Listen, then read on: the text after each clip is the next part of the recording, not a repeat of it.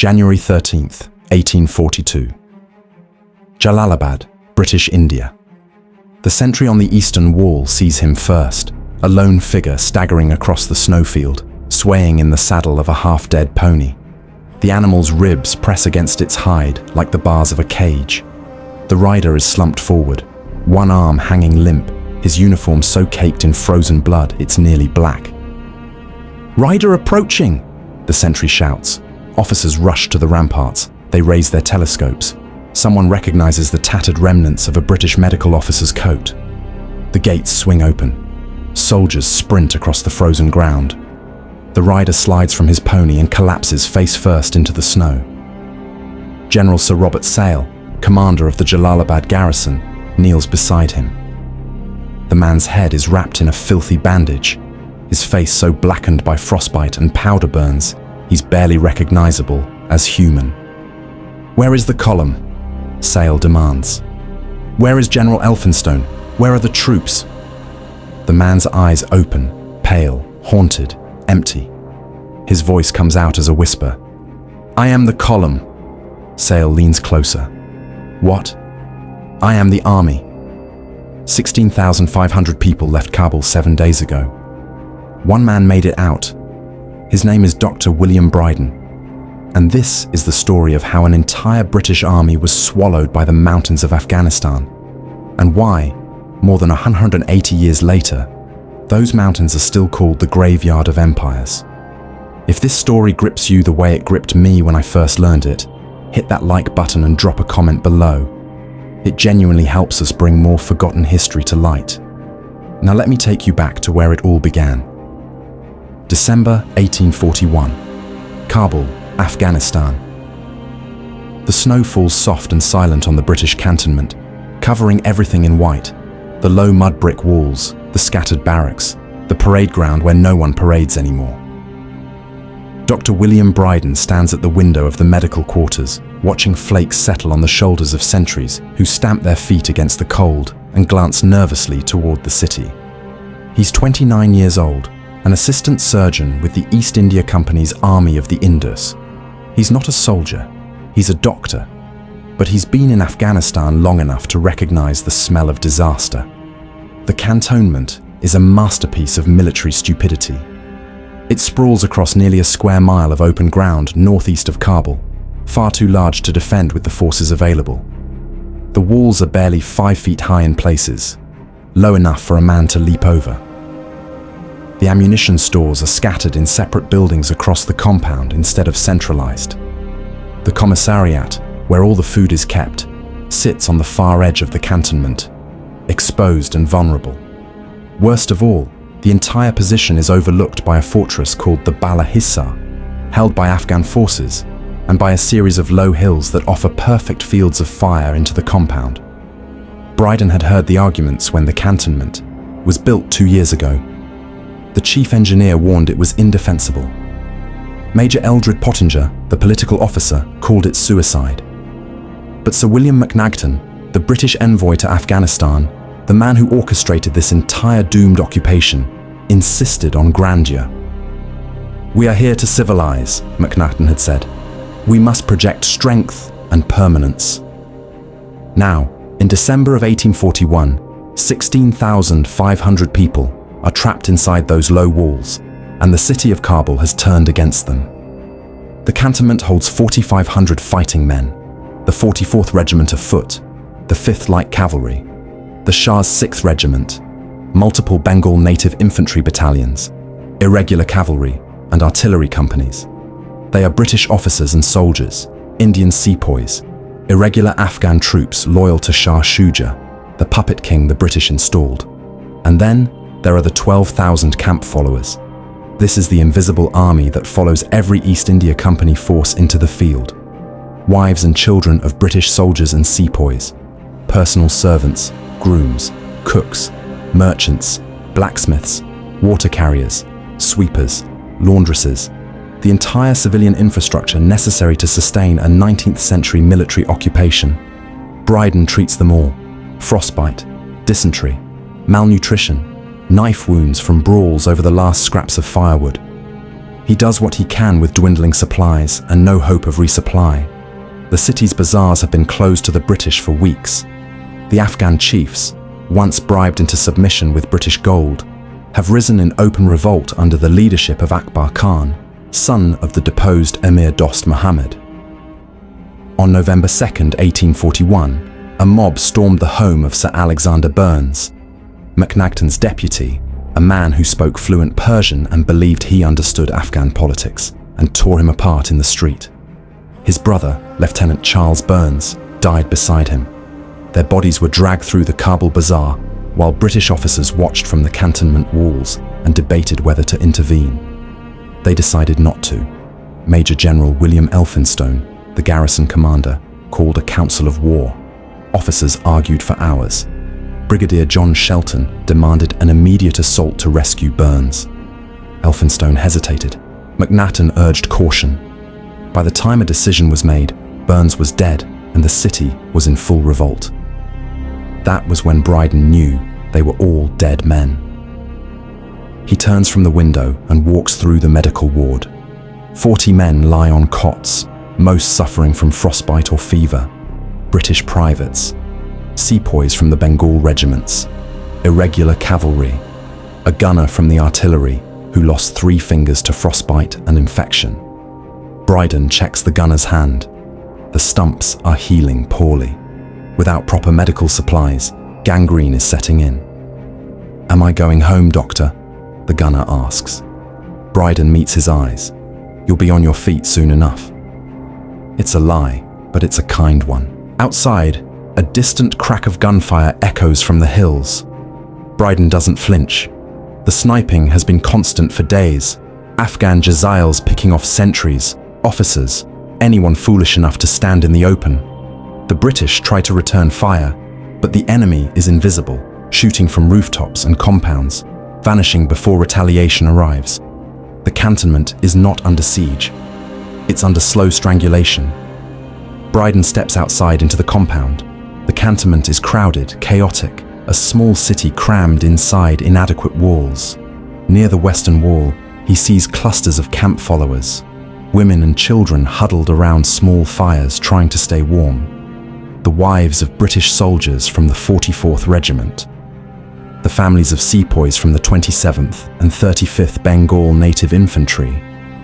Afghan servants who worked for British officers and are now trapped, neither British nor fully Afghan, belonging nowhere. Children play in the snow, their faces red with cold. Mothers watch them with hollow eyes. These 12,000 people are entirely dependent on the soldiers for protection. They have no weapons. Most have no winter clothing adequate for the Afghan winter. If the cantonment falls, they fall with it. Brydon watches a woman trying to cook over a tiny fire made from scraps of wood. She has 3 children, all under the age of 10. The smallest is coughing, a wet, rattling sound that Brydon recognizes. Pneumonia, probably. Without medicine, the child will be dead within a week. He doesn't approach. There's nothing he can give her. His medical stores are nearly empty. He walks across the parade ground toward the officers' quarters. The cantonment is organized by rank and unit. British officers have their own compound. The enlisted men of the 44th Regiment are barracked separately. The sepoy battalions have their own lines. The cavalry is quartered near the stables. And the camp followers fill every remaining space, clustering wherever they can find shelter. Near the eastern wall, he passes the lines of the 44th Regiment of Foot, Her Majesty's 44th, the only British infantry regiment in the garrison. 2 companies, about 200 men, commanded by officers who've served in India for years. They're professionals, disciplined, but Brydon can see the strain in their faces. Weeks of short rations, constant sniping, the knowledge that they're trapped. The sepoy battalions are in worse shape. The men of the 27th, 35th, and 37th Bengal Native Infantry are loyal. They've fought for the company for years, some for decades, but they're far from home, surrounded by hostile forces, commanded by British officers who are paralyzed by indecision. Rumors spread through the sepoy lines that the British will abandon them, take the cavalry and European troops, and leave the Indian soldiers to negotiate their own surrender with Akbar Khan. Brydon doesn't know if the rumors are true, but he knows fear when he sees it. Major General William Elphinstone commands the garrison. He is 60 years old, crippled by gout and rheumatism, and utterly incapable of making a decision. Brydon saw him once, 2 weeks ago, at a medical inspection. The general had to be helped from his horse. His hands shook. His face was grey. He looked like a man already dead, waiting for someone to tell him he could lie down. Elphinstone had been a good officer once, 40 years ago, under Wellington at Waterloo. But that man is long gone, replaced by an invalid who spends his days in his quarters, writing letters to his superiors in India, begging for permission to retreat. The permission never comes. And so, the cantonment rots. The command structure is paralyzed by infighting. Brigadier John Shelton, Elphinstone's second in command, openly despises the general and makes no effort to hide it. Shelton is aggressive, arrogant, and contemptuous of the camp followers, whom he calls useless mouths. He advocates for an immediate attack on Kabul to reassert British control. Sir William McNagton, the political envoy, refuses. He still believes negotiation is possible. He still believes he can manage Afghan politics through gold and diplomacy. Major Eldred Pottinger, a political officer who was wounded defending the Kohistan region before retreating to Kabul, urges an immediate fighting withdrawal to Jalalabad, 90 miles to the east. We break out now, he argues in the councils of war. Before the passes fill with snow, we take the cavalry, the best infantry, travel light, and fight our way through. And the camp followers, Elphinstone asks, we leave a volunteer rear guard with them and negotiate their surrender separately. We do not abandon British women and children. They will die if we stay, Pottinger snaps. We negotiate. And so they do nothing. Supplies dwindle. Firewood runs out. Men begin burning furniture, then saddles, then anything that will catch flame. The temperature drops below freezing every night. Sentries are found frozen at their posts. The horses, starving and weak, begin to die. The cavalry slaughters them for meat. Brydon watches it all from the medical quarters and understands, with cold clarity, that the leadership has failed. Elphinstone cannot decide. Shelton and McNagton cannot agree. Pottinger is ignored. He begins preparing for the inevitable. He packs a small medical kit, bandages, surgical needles, a scalpel, his last 2 bottles of laudanum. He acquires a pistol from a dying artillery officer, a lieutenant who took a Jezal ball through the lung and knows he won't survive. The lieutenant hands Brydon the pistol and 12 rounds of ammunition. You'll need this more than me, Doctor. Brydon secures a pony from the stables, a scrawny, tough little animal from the Afghan hills, the kind that can survive on almost nothing. He feeds it from his own rations, hoarding scraps of grain. The other surgeons notice his preparations but say nothing. They're making their own plans. On December 11th, the Council of War convenes in McNagton's quarters. Brydon is not present, but he hears the outcome within an hour. McNagton has made contact with Akbar Khan. The Afghan leader has offered terms. The British will be allowed to withdraw to Jalalabad with honor. They may keep their personal arms and 6 artillery pieces, light mountain guns. In exchange, they will leave Kabul peacefully and never return. It is the best we can hope for, McNagton announces. Pottinger, still recovering from his wound, argues against it. It is a trap. Akbar Khan wants us in the passes where we cannot maneuver. He will slaughter us. He has given his word as a chief, McNagton insists. He gave Sir Alexander Burns assurances. They found pieces of him in 3 different streets. Elphinstone says nothing. He stares at his hands as if they belong to someone else. The vote is called. The majority sides with McNagton. They will accept Akbar Khan's terms. They will leave Kabul.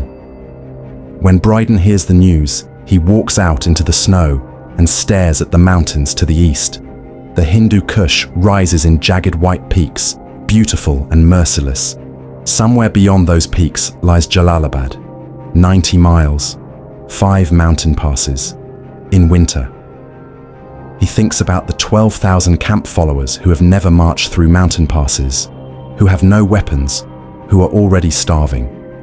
He thinks about 60-year-old General Elphinstone trying to command a fighting retreat. He thinks about Akbar Khan's promise of safe passage. Then he goes back inside and adds 3 more rounds of ammunition to his kit. December 23rd, 1841. Sir William McNagton rides out of the cantonment to meet Akbar Khan in person. He takes 3 officers with him: Captain Robert Trevor, Captain George Lawrence, and Lieutenant John Airy. The meeting is supposed to finalize the terms of the British withdrawal. McNagton is confident. He has negotiated with Afghan chiefs for 2 years. He believes he understands them. Brydon is in the medical quarters when the shout goes up from the walls. "They've taken him!" He runs outside. Other officers are already racing toward the ramparts. Brydon climbs the ladder to the walkway and stares across the snowy field. The meeting ground is half a mile away, near a low compound. McNagton's party is surrounded by Afghan horsemen, too many, moving too fast. There is a struggle. Horses rear, men shout. A gunshot cracks across the stillness. McNagton is dragged from his saddle. Brydon watches, frozen, as the British envoy disappears into the mass of riders. Lieutenant Airy is shot and falls from his horse. Captain Trevor is pulled from his mount, screaming. Captain Lawrence tries to fight his way to McNagton and is overwhelmed. The Afghans wheel their horses and gallop toward Kabul, dragging something behind them. It takes Brydon a moment to realize it's McNagton's body. The cantonment explodes into chaos. Officers run from building to building, shouting orders, countermanding each other. Shelton demands an immediate assault on the city. Pottinger argues for an instant breakout toward Jalalabad. Elphinstone locks himself in his quarters and will not come out. By evening, the news filters back from the city. McNagton's severed head is on display in the Kabul bazaar. His hands have been cut off and paraded through the streets on pikes. Afghan chiefs are celebrating in the Bala Hissar. Captain Lawrence, badly wounded, is the only officer who makes it back alive. He's brought to the medical quarters. Brydon treats his wounds: a sword cut across the forearm, deep bruises from being beaten. Lawrence lies on the cot, trembling, staring at the ceiling. "It was planned," Lawrence whispers. "All of it. They were waiting." "I know," Brydon says quietly. "Are we getting out of here?" "I don't know." Lawrence closes his eyes and doesn't speak again. That night, a messenger arrives from Akbar Khan. Despite the unfortunate incident involving McNagton, the offer of safe passage still stands. The British may leave with their personal arms and limited artillery. They will not be harmed. The senior officers convene another council. Pottinger, exhausted and furious, makes one final argument. This is bait. He murders our envoy and then renews his promise. He wants us in the passes. We must fight our way out now, tonight, with the cavalry and the strongest units. It's brutal, but it's our only chance.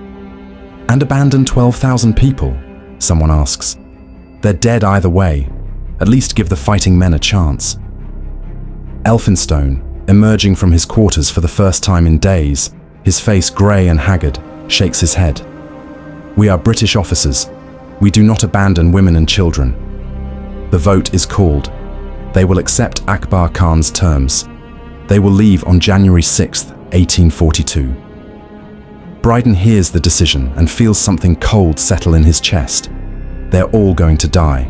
Not all at once, not in a single battle, but slowly, over days, in the frozen passes between Kabul and Jalalabad.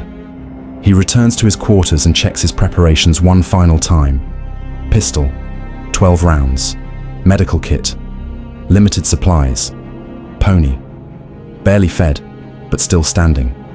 Papers from home, letters from his family in Scotland, medical notes, a sketch his sister sent. He folds them carefully and tucks them into his military cap, layering them against the inner lining. He doesn't know why. The papers are worthless. but leaving them behind feels like abandoning the last piece of himself that isn't a surgeon, isn't a soldier, isn't a man about to walk into hell. Outside, the snow continues to fall. Inside the cantonment, 16,500 people prepare to leave. Most of them don't know they're preparing to die. December 24th, 1841. The day after the murder, the cantonment is paralyzed. Brydon moves through the medical quarters in the grey dawn light, stepping over men who haven't slept. Some are weeping. Others sit in silence, staring at nothing.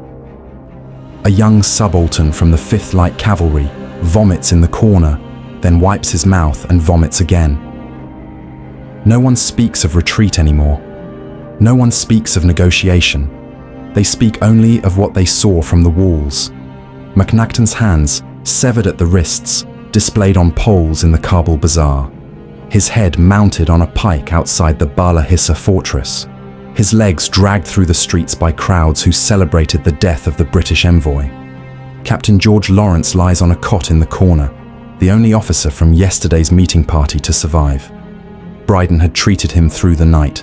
A deep sword cut across the forearm, severe bruising across his ribs and back from being beaten.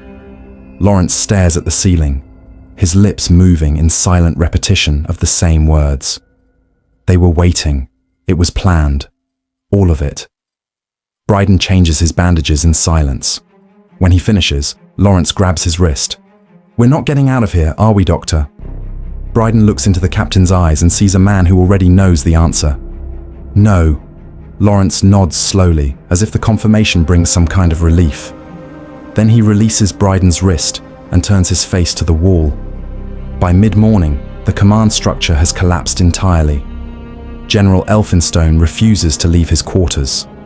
His personal servant reports that the general is bedridden, unable to walk without assistance, his gout so severe he cannot stand. Brigadier Shelton storms through the cantonment, shouting contradictory orders. Prepare to assault Kabul. No. Form a defensive perimeter. No. Organize for withdrawal.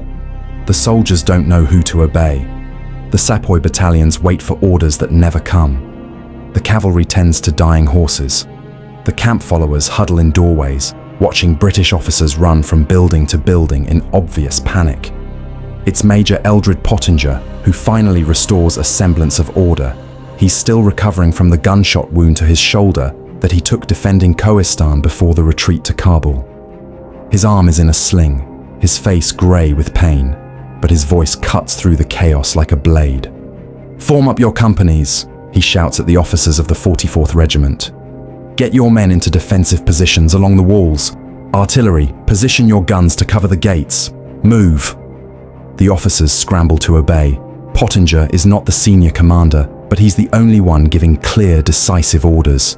In a crisis, clarity is command. Brydon watches him from the doorway of the medical quarters. Pottinger moves like a man who knows he's dying but refuses to lie down. There's something relentless about it. One foot in front of the other, one order after another, as if momentum alone can hold back the inevitable. By noon, a messenger arrives from the city. He's an Afghan boy, no more than 12, carrying a sealed letter. The sentries nearly shoot him before Captain Colin Mackenzie of the Shah's 6th Regiment intervenes and brings the boy to the officer's compound. The letter is addressed to the British command. It's written in Persian. Pottinger breaks the seal and reads it aloud to the assembled officers, translating as he goes. The message is from Akbar Khan.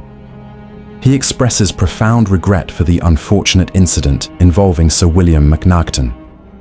He blames rogue elements beyond his control, tribal chiefs whose passions overwhelmed their judgment. He assures the British that he personally did not order the killing, and he reaffirms his offer.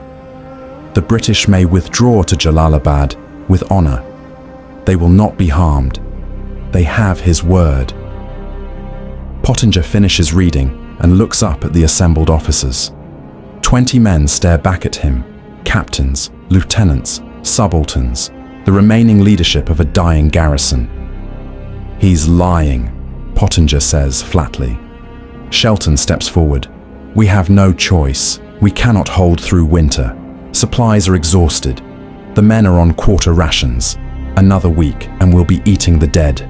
Then we fight our way out tonight. The cavalry, the 44th, the strongest sepoy companies.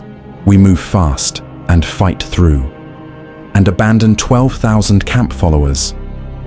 They will die in the passes anyway. But a fighting column might reach Jalalabad.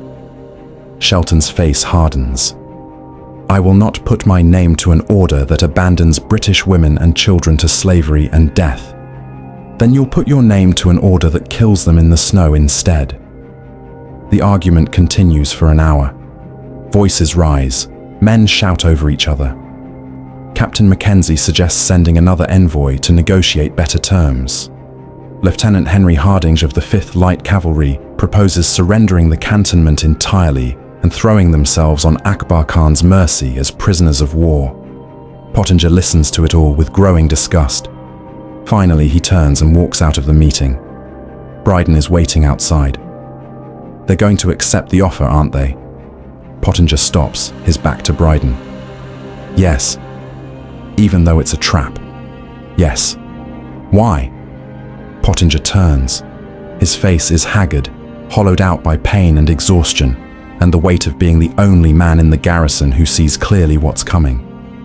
Because the alternative is admitting we came here for nothing, that we invaded this country, installed a puppet king no one wanted, occupied Kabul for 2 years, and bled ourselves dry for no purpose.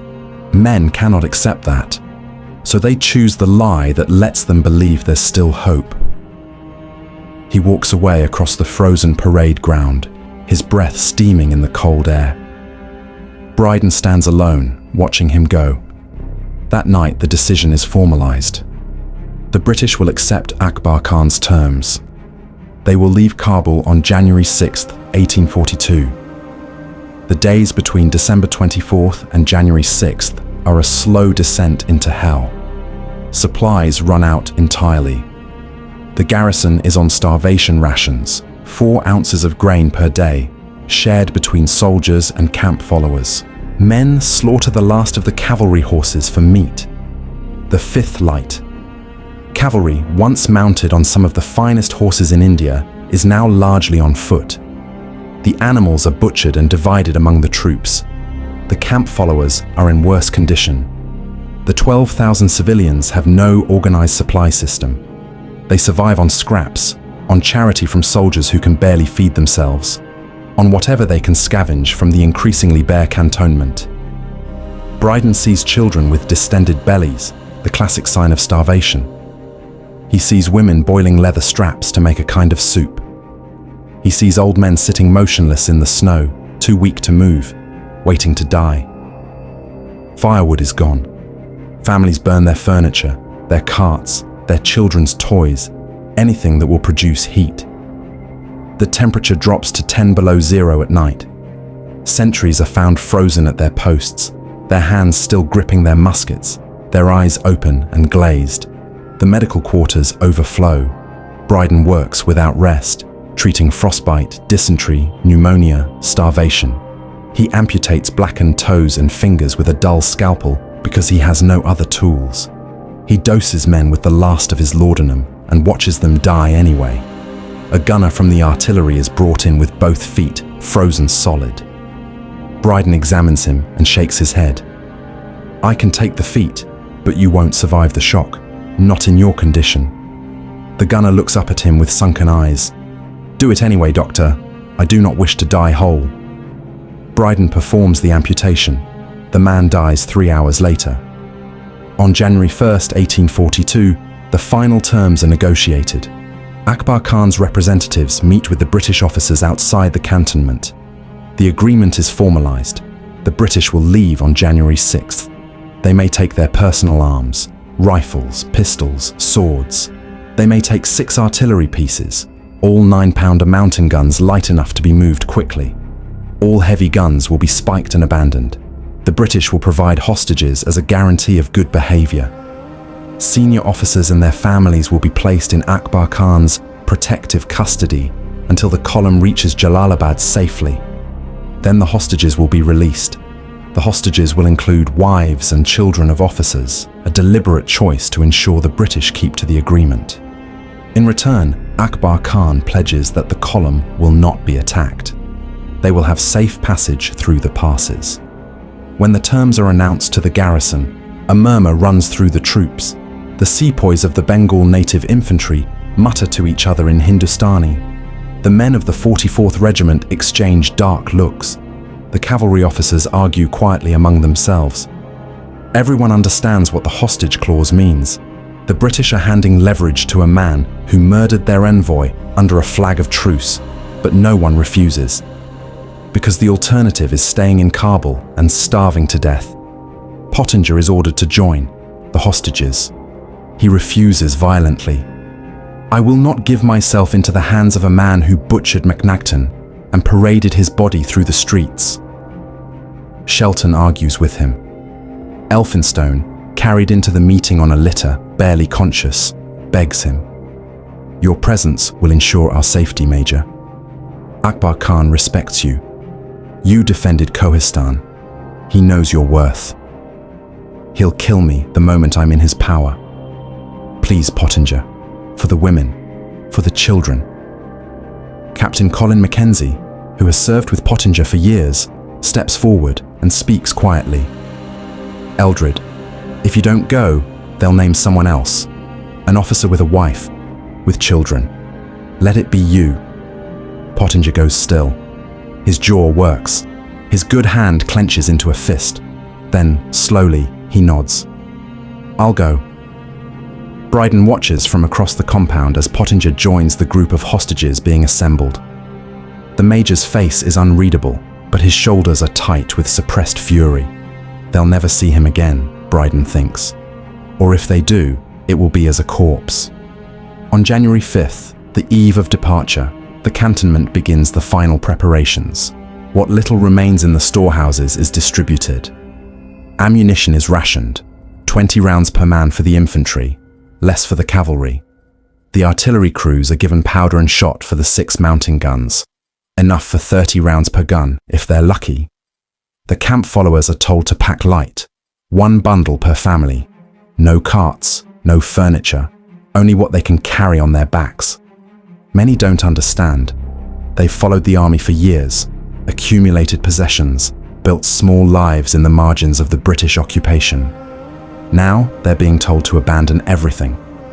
Brydon sees women standing in doorways, staring at piles of belongings they have to leave behind. Cooking pots, blankets, children's clothes, the small treasures that make life bearable. They take what they can and leave the rest. That evening, Brydon makes a final round of the cantonment. He passes the lines of the 44th Regiment. The men are checking their weapons, cleaning muskets, sharpening bayonets.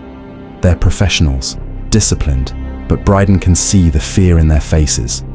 200 men of the 44th, commanded by officers who know what's coming. Captain James Skinner, the senior captain, moves among his men, speaking quietly, steadying them. "We've marched through worse," Skinner tells them, though everyone knows it's a lie. "We're Her Majesty's 44th. We do not break." The men nod, but their eyes say otherwise. Brydon moves on to the sepoy lines. The battalions of the 27th, 35th, and 37th Bengal Native Infantry are formed up in their company areas. These are professional soldiers. Some have served the East India Company for 15 years, fought in campaigns across India. They're loyal, disciplined, but they're also far from home, commanded by British officers who failed them at every turn. He hears them talking quietly in Hindustani. Some are writing letters to families in Bengal, though they have no way to send them. Others are praying, Hindu, Muslim, Sikh, each to their own gods, asking for protection in the mountains. Near the artillery park, Brydon finds the 6 mountain guns that will accompany the column. 9-pounders, light enough to be pulled by a few men or a single horse. The gun crews are loading ammunition, solid shot, case shot, a few explosive shells. Not much, not enough. An artillery subaltern sees Brydon and shakes his head. 6 guns, Doctor. 6 guns to defend 16,000 people across 90 miles of hostile territory. Might as well bring a pocket knife to a sword fight. Brydon doesn't disagree. He returns to his quarters and checks his preparations one final time. His pony is in the stables, barely fed, but still standing. He's hoarded what grain he could, fed it to the animal at night when no one was watching. The pony is scrawny, ribs showing, but it has the tough, wiry look of the Afghan hill breeds. It might survive where the pampered cavalry horses will fail. His medical kit is packed: bandages, scalpel, 2 bottles of laudanum, his entire remaining supply, a few surgical needles. His pistol is loaded, 12 rounds of ammunition in his pocket, and the papers in his cap, letters from Scotland, from his sister, from home. He folds them carefully and tucks them into the lining of his military cap. He sits on his cot and stares at the wall. Tomorrow, 16,500 people will walk out of the cantonment and into the passes. Most of them will never come back. Brydon knows this with absolute certainty. The only question is whether he'll be one of the few who survives. He lies down, fully dressed, his kit beside him. He doesn't expect to sleep, but exhaustion pulls him under within minutes. He dreams of Scotland, green hills, cold rain, his sister's voice calling him home for supper. He wakes 2 hours before dawn. The cantonment is already stirring. Voices, footsteps, the creak of leather and the jangle of harnesses. Somewhere, a child is crying. Brydon stands, straps on his kit, checks his pistol one last time and steps outside. The sky is black, starless. The temperature has dropped below zero. 16,500 people are preparing to leave. Almost none of them will survive. The column moves like a dying serpent. Brydon rides near the middle, positioned with the medical staff and their carts. Ahead of him, he can see the rear ranks of the 44th Regiment of Foot, 200 men in red coats marching in formation. Behind him stretches the vast mass of camp followers, a river of humanity 5 miles long, moving at the pace of the slowest child. It's barely past dawn. They've been moving for 20 minutes, and already the formation is breaking apart. The plan, such as it was, called for the cavalry to lead, followed by the infantry regiments, then the artillery with their 6 9-pounder mountain guns, then the baggage train, and finally the camp followers protected by a rear guard. The plan lasted approximately 10 minutes. The road east from Kabul is narrow, choked with snow, flanked on both sides by high compound walls. The cavalry at the front, what's left of the 5th Light Cavalry, now mostly dismounted because their horses were eaten, can barely move in columns of 2. The infantry tries to maintain formation, but the road is too constricted. The artillery struggles to move the guns through snow that's knee-deep in places. And the camp followers have no formation at all. They surge and bunch. 12,000 people trying to move through a space meant for hundreds. Carts overturn. Families get separated. Children fall and are nearly trampled. The column halts, starts, halts again. Progress is agonizing. 1 mile per hour. Less. Brydon rides with his medical kit strapped to his saddle, his pistol tucked into his coat. His pony is nervous, head tossing, sensing the tension. He pats its neck and keeps it moving forward. Around him, the other medical staff struggle with their carts. 3 carts carrying bandages, medicines, surgical instruments, the entire medical infrastructure for 16,000 people. The carts are heavy, pulled by emaciated horses that can barely walk. Within the first mile, 1 cart overturns. Medical supplies spill into the snow. Bottles of laudanum shattering, bandages scattering, instruments lost in the drifts. The medical staff try to salvage what they can, but the column is moving and they can't stop. Brydon watches morphine and quinine, precious, irreplaceable medicines, disappear into the trampled snow. The first death comes before they've cleared the outskirts of Kabul. A camp follower, an old man carrying a heavy bundle, collapses in the snow. Heart failure probably, or simple exhaustion. People try to help him, but the press of the crowd is too great. The column moves past him. Within minutes, he's trampled. No one stops. The road winds through the outskirts of Kabul, past compounds and houses.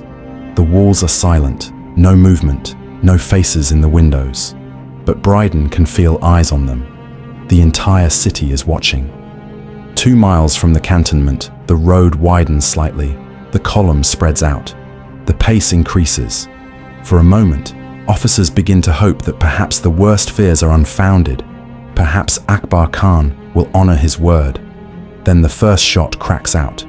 A British officer of the 5th Light Cavalry, Lieutenant Henry Harding, jerks in his saddle and falls. His horse bolts. Men shout. The column halts, bunching up, everyone looking for the source of the shot. Another crack. A sepoy from the 37th Bengal Native Infantry drops. Then another, and another. The rooftops come alive with muzzle flashes.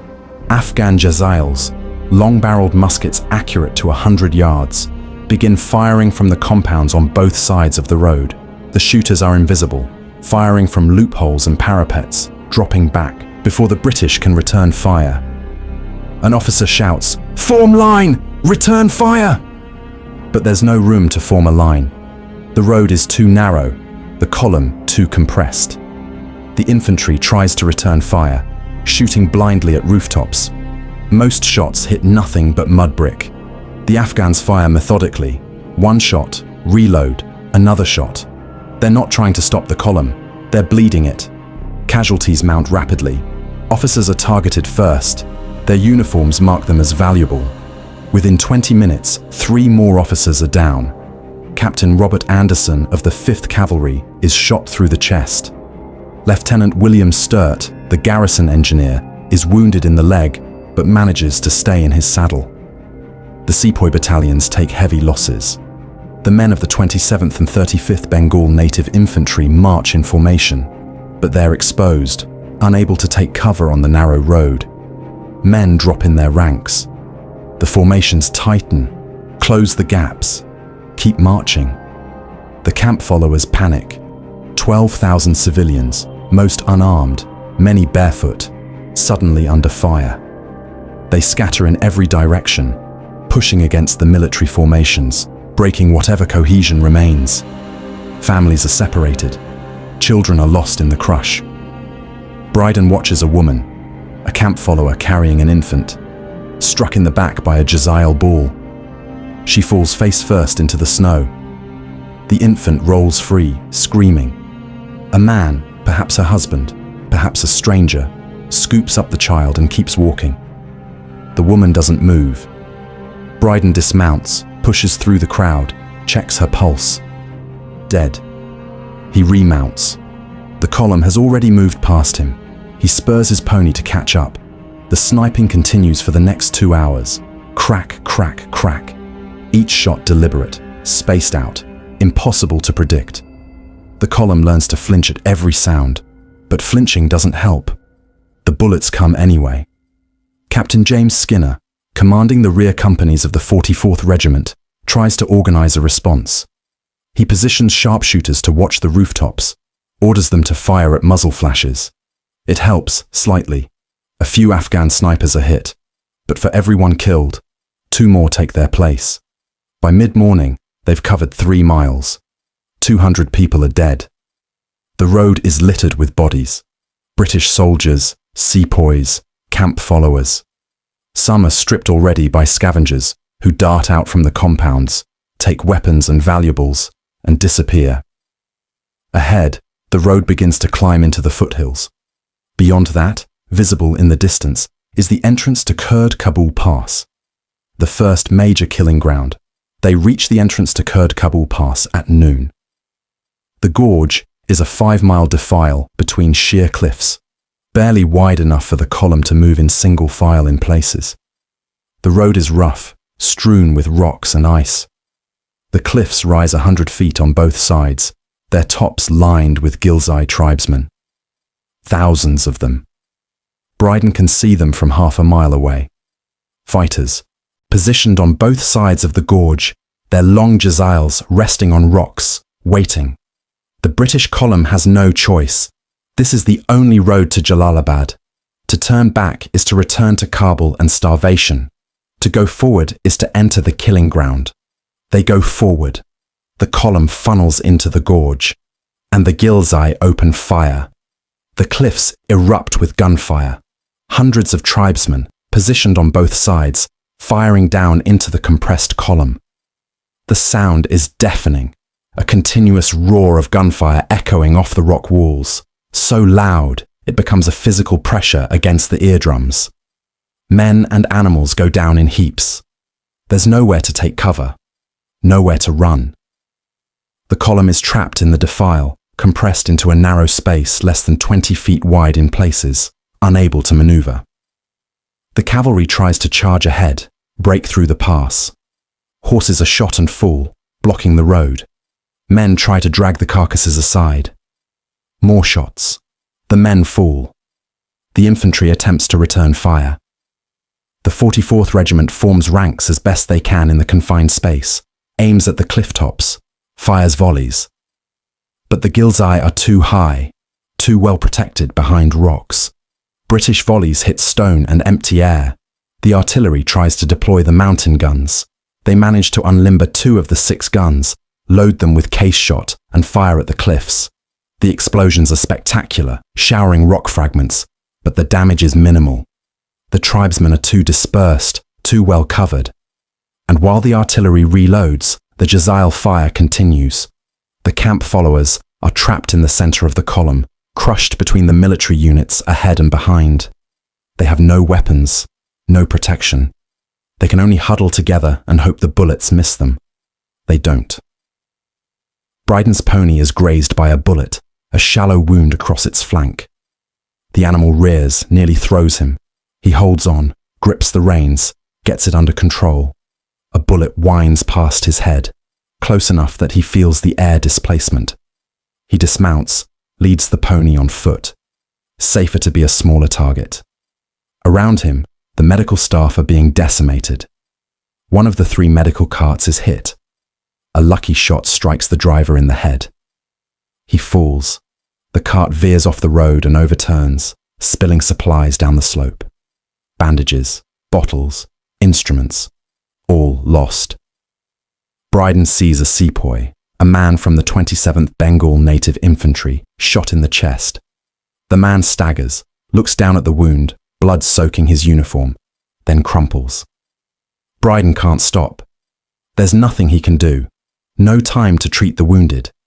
The column keeps moving, stepping over bodies, pushing forward, because forward is the only direction left. Lieutenant Sturt, already wounded in the leg from the morning's sniping, is hit again, this time in the shoulder. He stays on his horse, his face white with pain, but he doesn't fall. Captain Skinner moves among his men of the 44th, keeping them steady, preventing panic. Hold! Formation! Keep moving! We'll be through this soon. It's a lie, but it's a necessary one. The gorge goes on forever. 5 miles. 5 miles of continuous killing. The column moves at a crawl. Every 100 yards costs lives. 10, 20, 30 people dead for each small advance. The snow underfoot turns red. Bodies pile in drifts where the road narrows. Brydon sees a group of camp followers, women and children huddled together, struck by a volley of Jazile fire. 3 women fall. 1 child. The survivors scream but cannot stop, cannot bury them, can only keep moving. The fighting is relentless. The Ghilzai have unlimited ammunition, it seems, and unlimited patience. They fire from the cliffs. When British troops try to climb up to dislodge them, the tribesmen retreat, circle around, reappear on another section of cliff. It's not a battle. It's a massacre with the illusion of movement. 6 hours. It takes 6 hours to traverse 5 miles. When the column finally emerges on the other side of Kabul Pass, the sun is setting and 3,000 people are dead or missing. 3,000 out of 16,500 in one afternoon, in 5 miles. The survivors collapse onto open ground, too exhausted to move another step. The temperature drops to 20 below zero. No fires are permitted. Akbar Khan's forces are close, circling in the darkness. A fire would draw an attack, so 13,000 people huddle on frozen ground in the dark, trying not to die before dawn. Brydon dismounts on shaking legs. His pony is bleeding from the graze on its flank, but the wound is shallow. He ties a strip of cloth around it and lets the animal rest. Around him, the wreckage of the column is scattered across the hillside. There's no organization anymore, no formation, just clusters of people huddled together, soldiers mixed with camp followers, officers with sepoys, everyone seeking warmth, seeking shelter that doesn't exist. Brydon walks through the chaos, looking for wounded he can treat. There are too many. He has one medical cart left, the other two lost in the pass. His supplies are nearly exhausted. He has bandages, but not enough. He has one bottle of laudanum. He has a scalpel and a few needles. That's all. A sepoy from the 35th Bengal Native Infantry is brought to him, carried by two of his comrades. The man has been shot through the abdomen. Brydon examines the wound and knows immediately there's nothing he can do. The bullet has torn through the intestines. Without surgery, real surgery, in a hospital, with proper instruments and assistance, the man will die of sepsis within days. "Can you help him, Dr. Sahib?" one of the sepoys asks. Brydon doses the wounded man with laudanum, enough to dull the pain. "Keep him warm. That's all we can do." The sepoys nod and carry their comrade away to die. Brydon moves on. He finds Lieutenant Sturt, twice wounded, sitting against a rock. Sturt's wife is with him, Lady Florentia Sale's daughter. She's pregnant, wrapped in a thin shawl, shivering violently. Brydon checks Sturt's wounds. The shoulder wound is serious but not immediately fatal. The leg wound is infected. "You need rest," Brydon tells him. Sturt laughs, a dry, bitter sound. "We're marching again at dawn, Doctor. There is no rest." His wife looks at Brydon with desperate eyes. "Will we reach Jalalabad?" Brydon doesn't answer. He can't lie to her. She sees the truth in his silence. He moves on. Near the edge of the camp, he finds Captain Skinner with what's left of the 44th Regiment. They've formed a defensive perimeter, men standing shoulder to shoulder, muskets ready, watching the darkness for attackers. Skinner sees Brydon and nods. "Doctor, still breathing, I see. For now. How are your men?" Skinner looks at his regiment. 200 men left Kabul this morning. He counts them now. 160. 40 men lost in one day. "We'll hold," Skinner says quietly. "As long as we have ammunition and daylight, we'll hold." Brydon hears what he doesn't say. When the ammunition runs out, when the darkness comes, we'll die. Around the perimeter, the camp followers huddle in family groups. Mothers clutch children trying to share body heat. Old men sit alone, too weak to move. The cold is merciless. People begin to freeze within the first hour of nightfall. Brydon passes a family, a woman and 3 small children. The youngest, an infant, is silent. Too silent. The woman rocks the child, humming softly, but Brydon can see the truth. The infant is dead, has been for hours. The woman either doesn't realize or can't accept it. He keeps walking. There's nothing he can say that will help. Near the artillery park, the gun crews are trying to protect their 6 mountain guns. They've lost 2 horses already, shot in the pass. The remaining animals are dying of exhaustion and starvation. The crews discuss abandoning the guns. They're heavy, slow, almost useless against enemies on cliff tops. But the guns are all they have. The only artillery support for 13,000 people, so they keep them. At midnight, a commotion rises near the center of the camp. An emissary has arrived from Akbar Khan. The British officers gather around a small, forbidden fire to receive him. Brydon stands at the edge of the circle, watching. The emissary delivers his message in Persian. Captain Colin Mackenzie translates. Akbar Khan sends his regrets for the unfortunate attack in Kurd Kabul Pass. Rogue elements, tribal forces beyond his control. He still wishes the British well, but the column is in danger. More tribes are gathering. To ensure safety, more hostages must be provided. Senior officers, their families, as a guarantee of good faith. The officers argue. Some want to refuse. Others say they have no choice. Brigadier Shelton, one of the few senior commanders still with the column, makes the decision. "We agree. Prepare the hostages." Families are woken in the freezing darkness and told to gather their things. Children cry, women weep. Officers who've served together for years embrace, knowing they'll never see each other again. Lieutenant John Sturt is among those selected. His pregnant wife will go with him into captivity. Sturt sees Brydon and raises a hand in farewell. Brydon raises his hand in return. Then the hostages are led away into the darkness toward the Afghan lines. The camp settles into silence again. Brydon returns to his pony and sits beside the animal, leaning against its warmth. He pulls out his pistol and checks the chambers in the moonlight. 12 rounds. He's fired none yet. He tucks the pistol back into his coat and pulls off his cap. The papers are still there. Letters from Scotland, from his sister, from home. He unfolds them carefully, his fingers numb, and reads by moonlight. The words are familiar, comforting. A different world, a different life. He folds them and tucks them back into the cap's lining. Around him, the night is filled with sounds, crying, praying, the low moan of wind across the frozen ground, and underneath it all, quieter, the sound of people dying. A child calling for water that no one has. A sepoy whispering prayers in Hindi, his voice growing weaker. A woman singing a lullaby to a child who will not wake. Brydon doesn't sleep. He sits beside his pony and watches the stars wheel overhead. By dawn, another 150 people have frozen to death. The camp followers suffer the worst. Families who huddled together for warmth are found frozen in circles, locked together by ice, their bodies already stiff. The sepoy battalions lose dozens, men who sat down to rest and never stood again.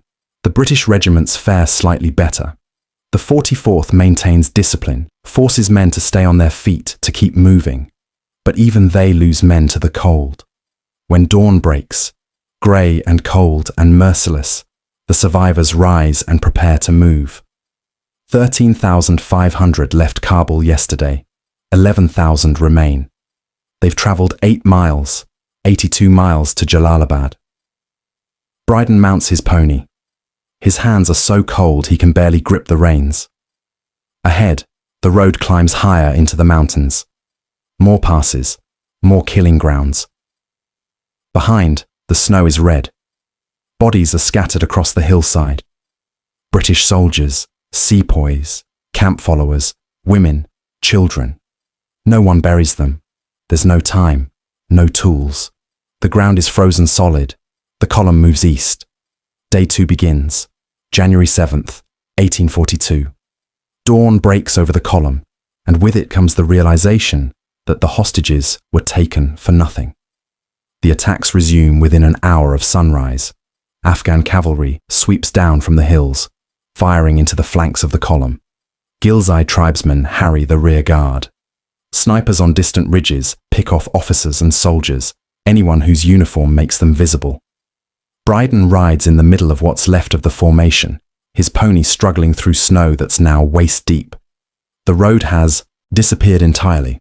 The column navigates by instinct, following the low ground between hills, hoping it leads east toward Jalalabad. It doesn't always. Twice during the morning, the advance elements take wrong turns and the entire column has to backtrack, wasting hours, burning energy no one can spare. Each time they reverse direction, more people collapse in the snow and don't rise. The column is no longer a military formation. It's a refugee stream. 11,000 people stretched across 2 miles of mountainous terrain, held together only by the fact that they're all moving in the same direction. The military units try to maintain some cohesion. Captain Skinner's companies of the 44th Regiment still march in formation, though their ranks are thinning. The sepoy battalions of the 27th and 35th Bengal Native Infantry keep their organization, NCOs shouting orders in Hindustani, holding men together through discipline and habit, but the cavalry has largely disintegrated. The 5th Light Cavalry, once a mounted unit of professional horsemen, is now mostly on foot. Their horses were eaten in Kabul or shot in yesterday's fighting. The few remaining mounted officers ride animals so weak they can barely walk. And the camp followers, 10,000 civilians, mostly women and children, have no organization at all. They cluster in family groups, extended kin networks, groups from the same village or the same regiment. They follow the soldiers because the soldiers are the only protection they have, but the soldiers can't protect them. By mid-morning, the column reaches a small abandoned village, a cluster of mud brick compounds built into the hillside. The officers call a halt. People collapse where they stand. Brydon dismounts and ties his pony to a wooden post. The animal's head droops, its breathing labored. He examines the wound from yesterday. The graze on its flank is scabbing over, no sign of infection. He strokes the pony's neck. Just keep going. That's all you have to do. He walks through the village, looking for anything useful. The compounds have been stripped. No food, no firewood, nothing of value. The inhabitants fled before the British arrived, taking everything with them. In one building, he finds a group of camp followers huddled around a dying fire made from scraps of furniture. They're burning pieces of a door, watching the flames with desperate eyes. An old woman sees Brydon and gestures to the fire. "Sit, Dr. Saib. Warm yourself." He sits for a moment, holding his hands to the flames. The heat is minimal, but it's something. "How far to Jalalabad?" the woman asks. 80 miles, maybe less." "We will make it." Brydon looks at her bare feet, her thin shawl, her hollow eyes. She's starving, freezing, and she's asking him for hope. "Stay close to the soldiers," he tells her. "Don't fall behind." It's not an answer, but it's all he has. Outside, the situation is deteriorating rapidly. Afghan riders appear on the surrounding hills. Hundreds of them, maybe thousands. They don't attack immediately. They just watch, circling the village, waiting.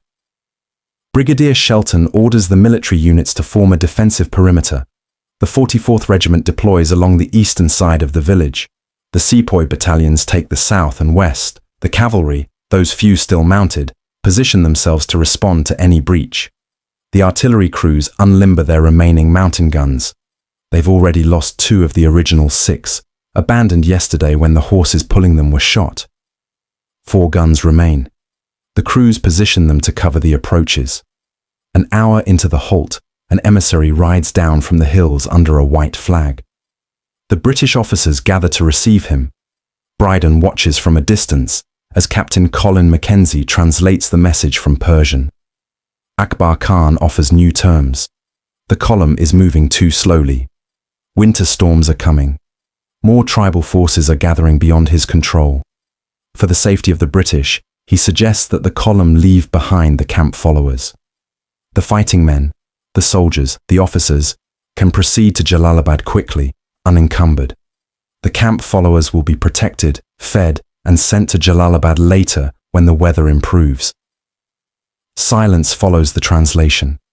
Every officer understands what this means. Protected means enslaved. The women will be sold. The children will be taken. The elderly will be killed. There will be no later. Shelton's face hardens. "Tell him we refuse. The column stays together." The emissary nods, shows no emotion, and rides back to the hills. Within minutes, the attacks resume. This time, the Afghans don't hold back. Cavalry charges from 3 directions simultaneously. Gunfire rakes the village from the surrounding ridges. Hundreds of tribesmen rush down the slopes, firing jaziles, swinging swords. The British try to hold the perimeter.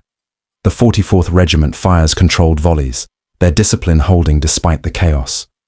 Captain Skinner moves among his men, keeping them steady. "First rank, fire. Second rank, ready." The volleys crash out. Afghans fall, but more keep coming. The sepoy battalions fight with the same professional discipline. The men of the 27th Bengal Native Infantry hold their section of the perimeter, firing, reloading, firing again. But ammunition is running low. Officers shout at men to make every shot count. The artillery fires case shot into the charging cavalry. The 9-pounder mountain guns are small, but at close range, they're devastating. One blast of case shot, essentially a large shotgun shell, cuts down a dozen riders. But the guns are slow to reload. Between shots, the Afghans advance. A group of tribesmen breaks through the perimeter on the south side. Hand-to-hand fighting erupts. Sepoys meet them with bayonets. Steel on steel. Men shouting, dying. Brydon crouches behind a wall, his pistol drawn. He doesn't fire. He's saving his rounds. An Afghan rushes toward him, sword raised. Brydon aims, fires. The man goes down. 11 rounds left. The fighting lasts 2 hours. The British hold the village, but the cost is staggering. 200 dead, 300 wounded. Ammunition expended at an alarming rate. The men of the 44th are down to 10 rounds per man. The sepoy battalions have less. And the wounded keep coming to Brydon. He sets up a makeshift aid station in one of the compounds. Wounded men are carried to him. British soldiers, sepoys, cavalry troopers. He does what he can with almost nothing. A soldier from the 44th with a sword cut across his forearm. Brydon cleans it with snow, stitches it closed with the last of his surgical thread. A sepoy from the 35th with a bullet through his thigh. The bone is shattered. Without proper surgery, the man will lose the leg. Without amputation, he'll die of gangrene. Brydon doses him with laudanum and moves on. There's nothing else he can do. An officer of the 5th Cavalry with multiple wounds, sword cuts, a bullet graze. Brydon bandages what he can. The officer is pale, going into shock. "Will I make it to Jalalabad, doctor?" "If you can ride." "I can ride." The officer dies an hour later. By the time the Afghans pull back, Brydon's last bottle of laudanum is half empty. His bandages are running out. His surgical instruments are lost. The cart carrying them was destroyed in the fighting. He has a scalpel, a few needles, some strips of cloth. That's all. When the order comes to move out, half the wounded can't walk. They're left behind. The British have no stretchers, no carts to spare. Men who can't march under their own power cannot come. Brydon watches soldiers, men he treated, men he tried to save, left sitting against compound walls as the column moves past them. The Afghans will find them within hours. The column staggers out of the village and back onto the road. Brydon remounts his pony. His hands shake. Not from cold, from exhaustion and the weight of knowing this will happen again tomorrow. He looks back at the village one last time. The wounded British and Indian soldiers sit in the snow, watching the column leave. Some wave, others just stare. Brydon turns forward and doesn't look back again. The road climbs higher into the mountains. The air grows thinner. Breathing becomes a struggle. The snow deepens to chest height in places. Men wade through it, lifting their knees high with each step, gasping, falling, rising, falling again. Some don't rise. By nightfall on January 7th, they've covered 5 miles. Another 1,000 people are dead. 9,000 remain. The second night is worse than the first. The column camps on a barren hillside with no shelter, no firewood, no water, except what can be melted from snow. The temperature drops to 30 below zero. Brydon doesn't try to sleep. He walks through the camp because moving is the only thing that keeps him warm. The camp followers are dying in clusters. He finds families, frozen together, mothers holding children, husbands sheltering wives. By morning, there'll be ice sculptures. The sepoy battalions huddle in tight groups, standing rather than sitting, because sitting means you won't rise again. The men stand shoulder to shoulder, sharing body heat, keeping each other alive through proximity and will. The 44th Regiment maintains its discipline even here. Captain Skinner has his men form into groups of 10, each group pressed together for warmth. Officers circulate through the night, checking on their men, making sure no one falls asleep and freezes. Brydon finds Brigadier Shelton near the artillery park. Shelton is one of the few senior officers still with the column. General Elphinstone was taken as a hostage yesterday. Major Pottinger went with him. The command structure is a skeleton. Shelton is staring at the 4 remaining mountain guns. The crews sit nearby, exhausted. "We should abandon them," Shelton says without looking at Brydon. "The guns slow us down. The horses are dying." They're the only artillery we have. They're useless against enemies on cliff tops, and we're running out of ammunition. Brydon doesn't argue. Shelton is right. But the guns are a symbol, the last vestige of British military power. To abandon them is to admit they're not an army anymore, just refugees running for their lives. Near midnight, another emissary arrives from Akbar Khan. This time, the demand is explicit. Brigadier Shelton and the remaining senior officers must surrender themselves as hostages. In return, the column will be given safe passage for the remainder of the journey. Supplies will be provided. Guides will be sent. The officers who remain, mostly captains and subalterns now, gather to discuss. It's another lie, someone says. He's taken hostages twice. Nothing has changed. What choice do we have? Someone else replies. We've lost a third of the column in 2 days. If this continues, we'll all be dead before we reach Jalalabad. The debate is brief. Everyone is too cold, too exhausted for long arguments. Shelton makes the decision himself. I'll go. Perhaps my presence will buy time for the rest of you. No one believes him, but no one argues. The hostages are gathered. Shelton, 3 captains, 2 lieutenants. No families this time. The wives and children were taken yesterday. Captain Skinner comes to say goodbye to one of the departing officers, a friend from the 44th. They shake hands. Take care of the regiment, the departing captain says. I will. They both know it's a lie. There won't be a regiment to take care of in 3 days. The hostages are led away into the darkness. The column is now commanded by captains and lieutenants. The highest ranking officer remaining is Captain James Bellew of the Bengal Cavalry. He's 28 years old and in command of 9,000 people. He has no idea what to do. Brydon returns to his pony and sits in the snow beside it. He pulls out his pistol and checks it in the moonlight. 11 rounds. He's fired 1. He tucks the pistol away and pulls off his cap. The papers are still there. He unfolds them. Letters from Scotland, from his sister.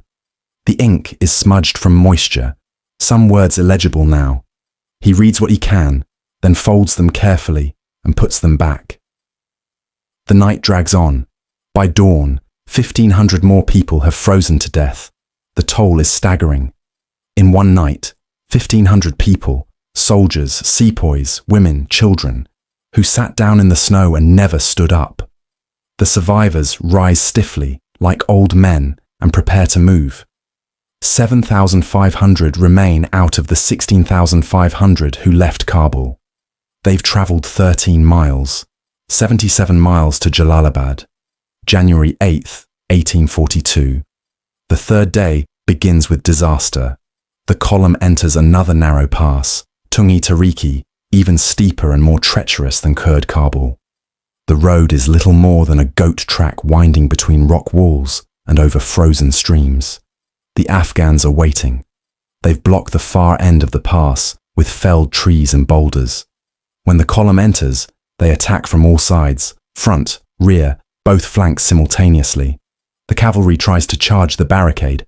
The few remaining mounted officers spur their dying horses forward. They're met with concentrated Jezzail fire. Horses and riders go down together.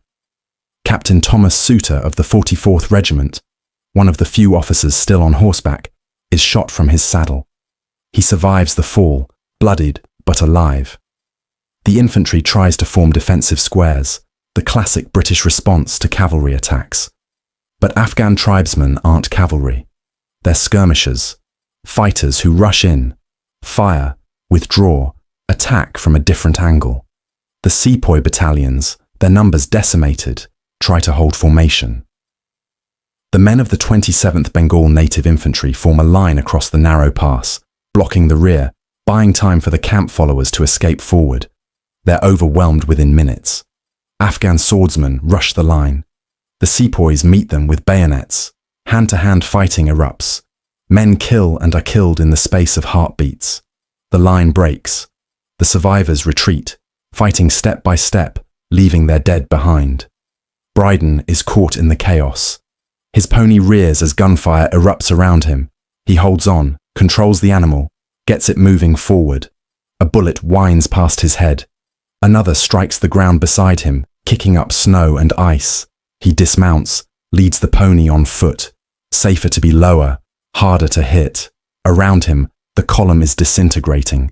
The neat separation between military units and camp followers has collapsed entirely. Soldiers and civilians are mixed together, everyone running, everyone trying to reach the far end of the pass. Brydon sees Captain Skinner ahead, still commanding the rear elements of the 44th. The regiment has shrunk to fewer than 100 men, but they're still fighting. Still, organized. "Form on me," Skinner shouts. "Square formation!" The remaining men of the 44th form a defensive square, a hollow formation, men facing outward in all directions, bayonets bristling like a hedgehog. The camp followers crowd into the center of the square, protected by the soldiers around them.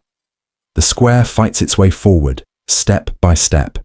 Afghan tribesmen charge it from multiple directions. The 44th fires volleys, drops attackers, then meets the rest with bayonets when ammunition runs out. Skinner is in the center of the square, shouting encouragement, directing fire. He's been wounded, a cut across his forehead, blood streaming into his eyes, but he doesn't fall. "Steady, men, we've been in worse." It's a lie, they haven't been in worse, but it's a good lie, and the men believe it. The square holds for 2 hours, fighting through the pass. Every yard costs lives. Men fall. The square contracts, tightens, keeps moving. Brydon goes with them. He's inside the square now, his pony beside him, surrounded by wounded men and terrified civilians. An Afghan tribesman breaks through the line, slashing with a sword. Brydon raises his pistol and fires. The man goes down. 10 rounds left. The fighting continues. The noise is overwhelming. Gunfire, screams, the clash of steel on steel, the thunder of rocks being thrown from the cliffs above. Finally, after what feels like hours, the barricade at the far end of the pass is cleared. The column, what's left of it, pushes through. The survivors collapse onto open ground. Brydon looks around, counting. The 44th Regiment is down to 60 men, 60 out of the 200 who started. The Sepoy battalions are shattered. The 27th Bengal Native Infantry, which started with 400 men, has 40. The camp followers, he can't even estimate. Thousands are missing. Dead in the pass, scattered in the hills, captured. He sits down in the snow and stares at nothing. Captain Skinner sits down nearby. His forehead wound has stopped bleeding, crusted over with frozen blood. "How many left in your regiment?" Brydon asks. 60, maybe less. "Officers?" 6. We started with 12. They sit in silence for a moment. "We're not going to make it, are we?" Skinner says quietly. "No." Skinner nods. "Thought so." That night, the third night, the temperature drops to 40 below zero. People freeze where they sit. No energy left to huddle together. No warmth left to share. They just close their eyes and don't open them again. By dawn on January 9th, fewer than 5,000 people remain. 5,000 out of 16,500 in 3 days. The column rises and continues east. Brydon mounts his pony. The animal is dying, ribs showing, head hanging, legs trembling. But it's still moving. "Just a bit more," Brydon whispers. "We're halfway." 45 miles to Jalalabad. 45 miles through more passes, more killing grounds, more frozen nights. He looks at the survivors around him. The Waihi hollow-eyed soldiers. The skeletal camp followers. The handful of officers trying to maintain command over chaos. They're all dead. They just don't know it yet. The column moves east. Day 4 begins. January 9th, 1842. There is no column anymore. What remains is a ragged stream of broken people stumbling through snow, spread across 3 miles of mountainous terrain, held together by nothing except the fact that they're all moving in the same direction. East, toward Jalalabad, toward a destination most of them will never reach. Brydon rides near what used to be the middle of the formation. Now it's just a loose scatter of survivors, soldiers from shattered regiments, sepoys whose battalions no longer exist, camp followers who've lost their families, all walking in silence. No one gives orders, no one takes them. The command structure died with the hostages. The attacks have changed in character. The Afghans no longer need coordinated assaults. They simply pick off stragglers, one by one, like wolves culling a dying herd. A mounted tribesman rides down from a ridge, fires a Jezzail into a group of camp followers walking together, and gallops away before anyone can react. 3 people fall. The rest keep walking, too exhausted to even look back. Brydon sees this and keeps riding. There's nothing he can do. His medical supplies are gone. His energy is gone. All he has left is forward motion. The landscape is brutally beautiful. Snow-covered peaks rising into a pale sky. Valleys stretching endlessly between mountain ranges. The kind of terrain that would inspire awe under different circumstances. Now it just kills. The road, what's left of it, winds through a series of low hills. In places, the snow is so deep, people have to wade through chest-high drifts. Men vanish into them and don't emerge. No one digs them out. By mid-morning, Brydon encounters what remains of the 44th Regiment of Foot. There are 50 men left. 50 out of the 200 who marched out of Kabul 4 days ago. Captain James Skinner is still alive, still on his feet, though he looks more corpse than man. His uniform is in tatters. His face is black with frostbite. Blood has frozen in his beard from the head wound he took yesterday. But his eyes are still sharp, still focused. He sees Brydon and raises a hand in greeting. Brydon rides over and dismounts. "Captain!" "Doctor!" Skinner's voice is hoarse, barely above a whisper. "Still breathing, I see." "For now." Skinner looks at his men.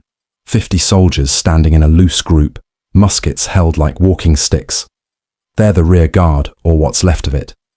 The last organized military unit in the column. "How much ammunition?" Brydon asks. 3 rounds per man. After that, it's bayonets and prayers. Brydon nods. He doesn't mention his pistol. 10 rounds left. He fired 2. 1 yesterday in the village, 1 in Tunghi Tariki Pass. "How far to Jalalabad?" Skinner asks. 40 miles, maybe less. Skinner laughs, a short, bitter bark. "Might as well be 1,000. They stand in silence for a moment, watching the stream of survivors shuffle past. Old men stumbling, women carrying children who may already be dead, sepoys from dissolved battalions walking alone. "I'm pushing ahead," Brydon says quietly. "Tonight or tomorrow. Small group, mounted if possible, moving fast. It's the only chance." Skinner nods slowly. "Smart. You should take it." "Come with me." "Can't. The lads need me." He gestures at his 50 soldiers. "What's left of them?" "They're dying already." "I know. But I'm not leaving them to die alone." Skinner extends a hand. "Good luck, Doctor." Brydon shakes it. The captain's hand is cold, the skin rough with frostbite. "Good luck, Captain." Brydon mounts and rides away. He doesn't look back. An hour later, the Afghans attack again. This time it's a cavalry charge, perhaps 100 riders sweeping down from the northern ridge. They hit the rear of the column where Skinner and his 50 men are walking. Brydon hears the gunfire, distant and sharp. He turns in his saddle and watches. The 44th forms a line, their last defensive formation. They fire a volley. Afghans go down. The riders keep coming. Another volley. More fall. Then the cavalry crashes into the line. Brydon can see flashes of steel, men falling, horses trampling bodies. The fight lasts perhaps 10 minutes. When the Afghan riders pull back, the 44th Regiment of Foot ceases to exist. 50 men. Gone. Captain James Skinner is dead. Her Majesty's 44th, the only British infantry regiment in the garrison, has been destroyed. The column doesn't stop, doesn't even slow. People keep walking east. Brydon turns forward and rides on. By afternoon, he encounters a group of British cavalry officers, 6 men still mounted, their horses barely alive but moving faster than the main body of survivors. He recognizes one of them, Captain Thomas Sauter of the 44th, who was shot from his horse yesterday but survived. Sauter has acquired another mount somehow, a skeletal Afghan pony that looks ready to collapse. "Dr. Brydon," Sauter calls out. "Where are you headed?" "East, same as everyone. We're making a run for it, tonight, fast as we can. The horses won't last another day with the column. Better to ride hard and hope we get through." Brydon looks at the other 5 officers, all mounted, all relatively mobile compared to the thousands walking. "Just the 6 of you? Maybe a few others if they can keep up. You should come. Your pony looks stronger than most." Brydon looks back at the column, the stragglers, the wounded, the camp followers stumbling through the snow. 4,000 people, maybe less, dying by degrees. He thinks about the oath he took as a surgeon. First, do no harm. His place is with the wounded, with the sick, with those who need him. But there's nothing he can do for them. No medicine, no supplies, no hope. "I'll come," he says. Sauter nods. "Good. We leave at dusk. Stay close." The group continues east, moving faster than the main body, pulling ahead. They pass through what used to be the front of the column, now just scattered groups of people too exhausted to maintain any formation. A British private from some dissolved unit approaches Brydon, staggering, his hands held out. "Doctor, please, water. Do you have water?" Brydon has half a flask. He hands it over. The private drinks it all, hands back the empty flask, and walks away without a word. Brydon lets him go.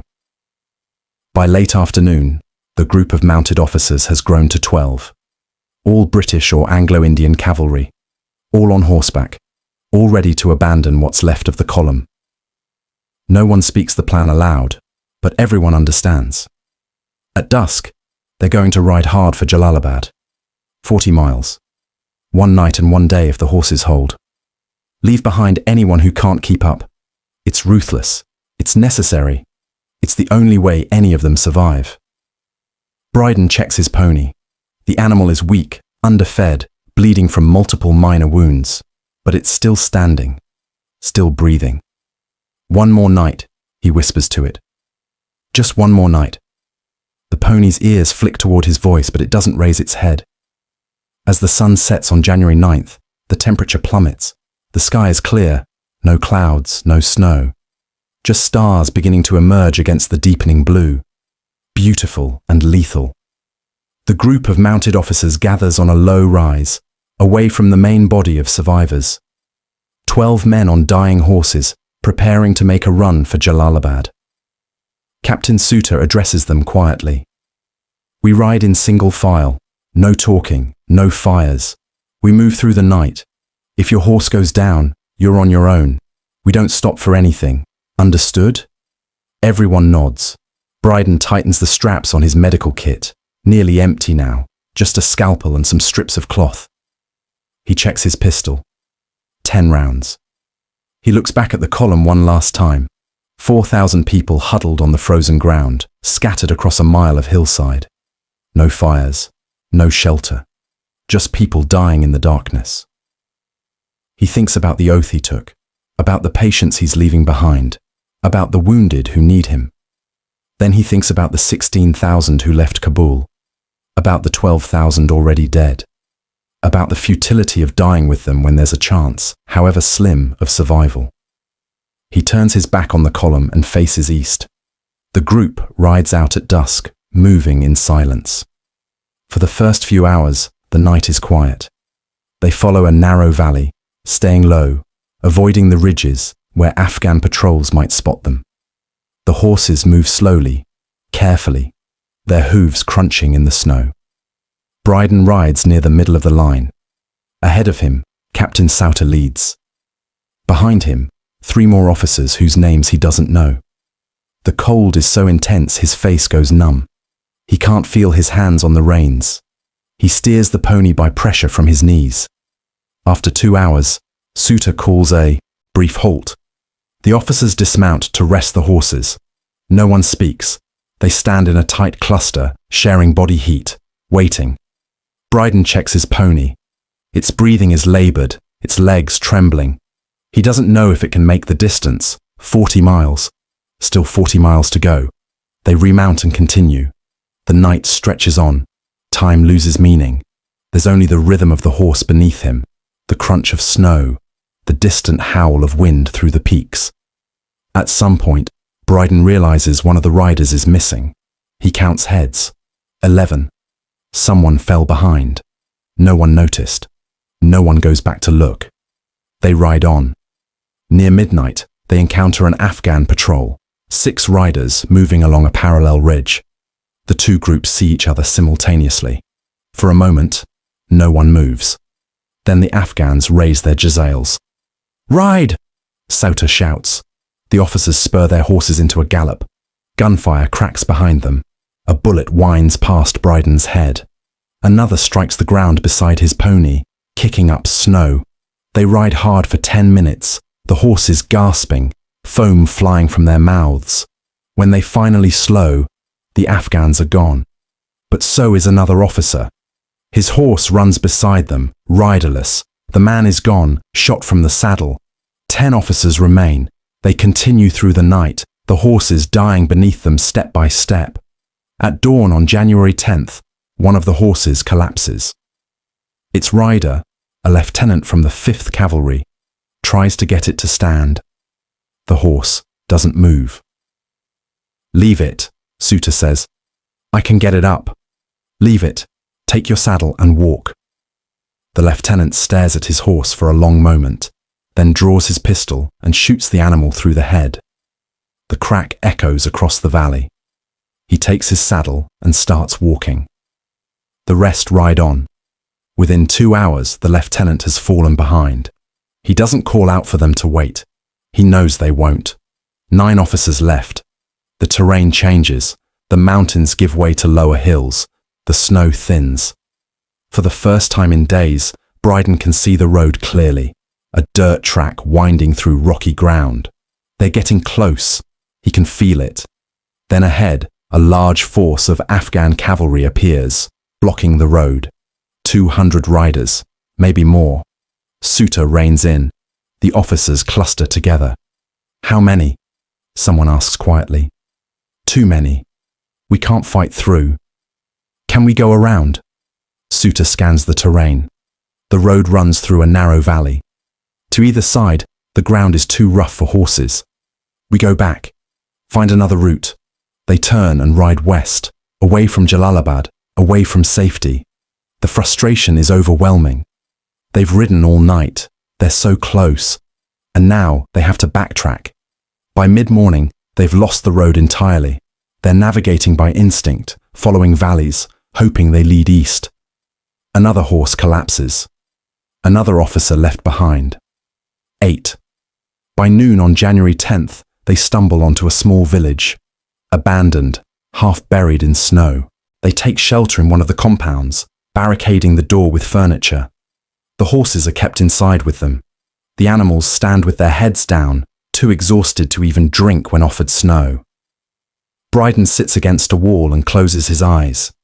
Around him, the other officers do the same. No one speaks. An hour later, gunfire erupts outside. The Afghans have found them. The officers rush to the windows and return fire through gaps in the mud brick. The fight is brief. The Afghans probe the defences, find them solid, and pull back. But now the British are trapped. They wait until nightfall, then slip out through a gap in the back wall. They lead their horses on foot through the darkness, moving as quietly as possible. By midnight, they're clear of the village and back on something resembling a road. 7 officers remain. Brydon's pony is barely moving. Its head hangs low. Its steps are unsteady. He knows it won't last another day, but he needs one more day. Just one. They ride through the night of January 10th, moving slowly now. The horses stumbling over rocks they can't see in the darkness. Somewhere ahead is Jalalabad. Somewhere behind is what's left of the column. Maybe 2,000 people scattered across the mountains, freezing, dying, waiting for the end. Brydon doesn't look back. While Brydon and the other officers ride toward Jalalabad, the main body of the column dies. January 10th, 1842. Fewer than 2,000 people remain, the last survivors of the 16,500 who left Kabul 5 days ago.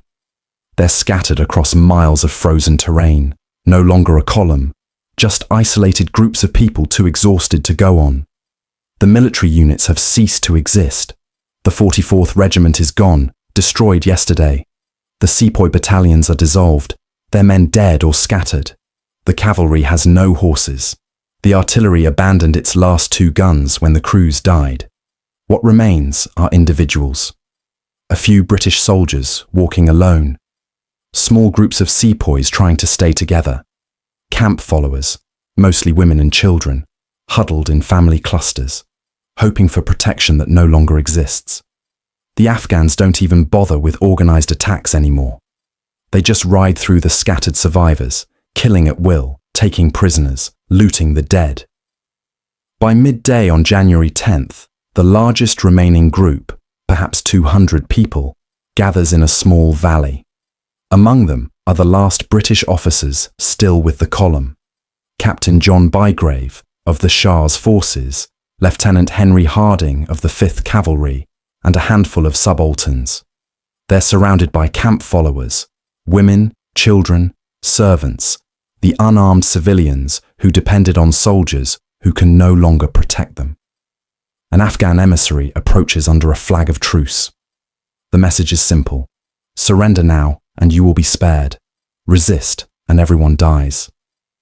The officers discuss it briefly.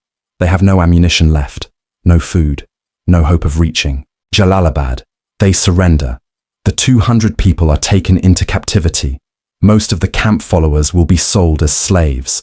Some of the officers will be held as hostages, eventually ransomed. Many will die in captivity, but they're the lucky ones. They survive the next hour. The rest of the column, another 1,000 people scattered across the mountains, are hunted down over the following days. Some freeze to death. Some are killed by tribesmen. Some simply sit down in the snow and don't stand up again. By January 11th, the column has ceased to exist. Of the 16,500 who left Kabul, only a handful remain free. A few small groups of soldiers who managed to evade capture. A few individuals who hid in caves or ravines and survived by sheer luck. And 7 mounted officers riding hard for Jalalabad. Brydon and the 6 other officers ride through the dawn of January 11th, exhausted beyond measure but still moving. They're close now. They can feel it. The terrain has changed, the mountains giving way to rolling hills, then to more level ground. Jalalabad must be near. 20 miles, maybe less, but the horses are dying. Captain Suter's mount collapses mid-morning. The animal simply stops walking, stands still for a moment, then falls over sideways. Suter dismounts before it falls. He looks at the horse, dead, its ribs showing, its eyes glazed, and then at the other officers. "Go," he says. "I'll walk. We can double up. The horses can't carry 2. Go. I'll follow the road." The 6 remaining mounted officers look at each other. They all know Suter won't make it on foot. Not in this cold, not with Afghan patrols everywhere. But they also know their horses won't survive carrying double riders. "Good luck, Captain," one of them says. They ride on. Suter stands alone in the snow, watching them go. Then he starts walking east. 6 officers remain. By noon, they can see the fortress of Jalalabad in the distance, a dark shape on the horizon, maybe 15 miles away. So close. Then, ahead, another Afghan force appears. Not blocking the road this time, but ranging across their path, hunting. The officers scatter. They break in different directions, each man making his own run for safety. The Afghans give chase, splitting up to pursue different targets. Brydon spurs his pony into what might be its final gallop. The animal responds, finding some last reserve of strength, some final instinct to survive. He rides low over its neck, urging it forward. Behind him, he hears gunfire, doesn't know if they're shooting at him or at the others. He doesn't look back. The chase lasts 20 minutes. Then the pursuit breaks off. The Afghans turn back, having killed or captured easier targets. Brydon slows his pony to a walk. He's alone now. He looks back across the empty plain. No other riders visible, no movement. Just wind and snow and silence. He's the last one. He faces forward, toward Jalalabad, toward the fortress he can see, clearly now in the distance. 12 miles away. His pony is trembling beneath him, dying by degrees. Just a bit more, Brydon whispers. We're almost there. The pony's ears flick, but it doesn't raise its head. They continue east. Behind them, the last remnants of the army of the Indus are scattered across 90 miles of frozen mountains. Ahead, Jalalabad waits, a British fortress that will soon learn the magnitude of the disaster. Brydon rides alone through the afternoon of January 11th. 16,500 people left Kabul. One man is still riding. Brydon rides alone. The morning of January 12th breaks cold and clear. The sun rises over the Hindu Kush, painting the snow-covered peaks gold and red. Beautiful. Merciless. He's been riding through the night, alone since the other officers scattered yesterday. He doesn't know what happened to them. Captured, probably. Killed. He heard gunfire after they split up, but he didn't look back. He couldn't look back. His pony walks slowly, each step deliberate, measured. The animal is dying. Brydon can feel it in the way it moves. The trembling legs, the labored breathing, the way its head hangs so low, its nose nearly touches the snow. But it's still moving, still putting one hoof in front of the other. Just a bit more, Brydon whispers. We can see it now. Jalalabad is visible on the horizon, a dark smudge against the pale landscape, maybe 10 miles away. Stone walls, watchtowers, British flags, safety, if he can reach it. The plain between him and the fortress is open, exposed, no cover, no concealment. If Afghan patrols spot him, there's nowhere to hide. He rides in silence, his body moving with the pony's rhythm, his mind somewhere between alertness and exhaustion. He hasn't slept in 2 days, hasn't eaten in 3. His water flask is empty. His lips are cracked and bleeding, but he's alive. 16,500 people left Kabul. He's alive and they're dead and he doesn't know why. Luck, a sheaf of papers, a tough pony, a pistol with 10 rounds, and choices. 1,000 small choices that meant life for him and death for someone else. He pushes the thoughts away. There will be time for guilt later, if he survives. The morning passes slowly. The pony plods forward. Jalalabad grows larger on the horizon. 8 miles, 7. Then he sees movement behind him. He turns in the saddle and his heart sinks. 3 riders, Afghan cavalry, coming fast. They're half a mile back, but closing. Brydon leans forward, spurs his pony gently. Come on, just a bit faster. The pony responds, breaking into a trot. Its breathing becomes ragged, desperate. But it runs. The Afghan riders close the distance. They're on fresh horses, well-fed, strong. Brydon's pony is a skeleton held together by will and instinct. 400 yards. 300. Brydon draws his pistol. 10 rounds. He checks behind him, judges the distance. Not yet. Too far. The riders are shouting to each other in Pashto, coordinating. One veers left, another right. They're trying to box him in. 200 yards. Brydon turns in the saddle, aims at the nearest rider, fires. Miss. 9 rounds left. The rider doesn't slow, returns fire with a jezail. The bullet goes wide. Brydon faces forward, spurs his pony harder. The animal is gasping now, foam flying from its mouth. It can't maintain this pace. The riders close to 100 yards. Brydon turns again, aims more carefully, fires. The lead rider's horse stumbles and goes down. The rider is thrown, tumbling in the snow. 8 rounds left. The other 2 riders slow, give themselves more distance. They're being cautious now. Brydon faces forward. Jalalabad is 5 miles away. He can see the walls clearly, can see the watchtowers. Too far, still too far. The two remaining Afghan riders split up, approaching from both sides. They're professionals, experienced fighters. They're not going to rush him and give him easy shots. They're going to wear him down, wait for his pony to collapse, then take him. Brydon's pony is stumbling now, its legs barely responding. It's running on nothing but terror and instinct. Just a bit more, Brydon gasps. Please, just a bit more. The riders close again. 100 yards, 75. Then they charge, both simultaneously, coming from opposite sides. Brydon turns right, fires at the nearest rider. The bullet takes the man in the shoulder. He jerks but doesn't fall. 7 rounds left. The wounded rider veers away. But the other keeps coming, closing to 30 yards, 20, his sword raised. Brydon turns to face him, aims the pistol. The Afghan is too close, too fast. The sword swings toward Brydon's head. He ducks. The blade cuts through the air where his skull was a heartbeat before. But the tip of the sword catches his military cap, tears through it, cuts across his scalp. The impact is tremendous. Brydon's head snaps to the side. Blood sprays. Pain explodes through his skull. But he doesn't fall from the saddle. The papers, the letters from Scotland, the medical notes, the sketch of his family home, folded into the lining of his cap, layered thick. The sword cut through the cloth, through the papers, across his scalp. But the papers absorbed most of the force. Instead of splitting his skull, the blade gave him a deep cut. Painful, bleeding, but not fatal. Brydon sways in the saddle, his vision blurring.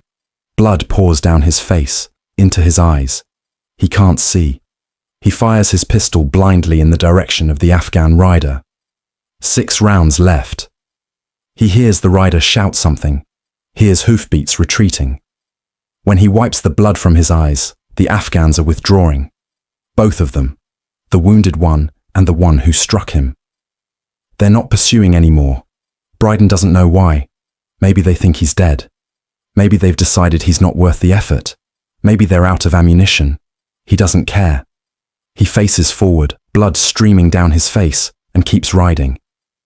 His pony is barely walking now, each step slower than the last. Jalalabad is 4 miles away. The pony collapses at noon, 1 mile from Jalalabad. Brydon feels it happening. The animal's legs buckle. Its knees hit the ground, then its whole body tips sideways. He barely gets his leg out from under it before it falls.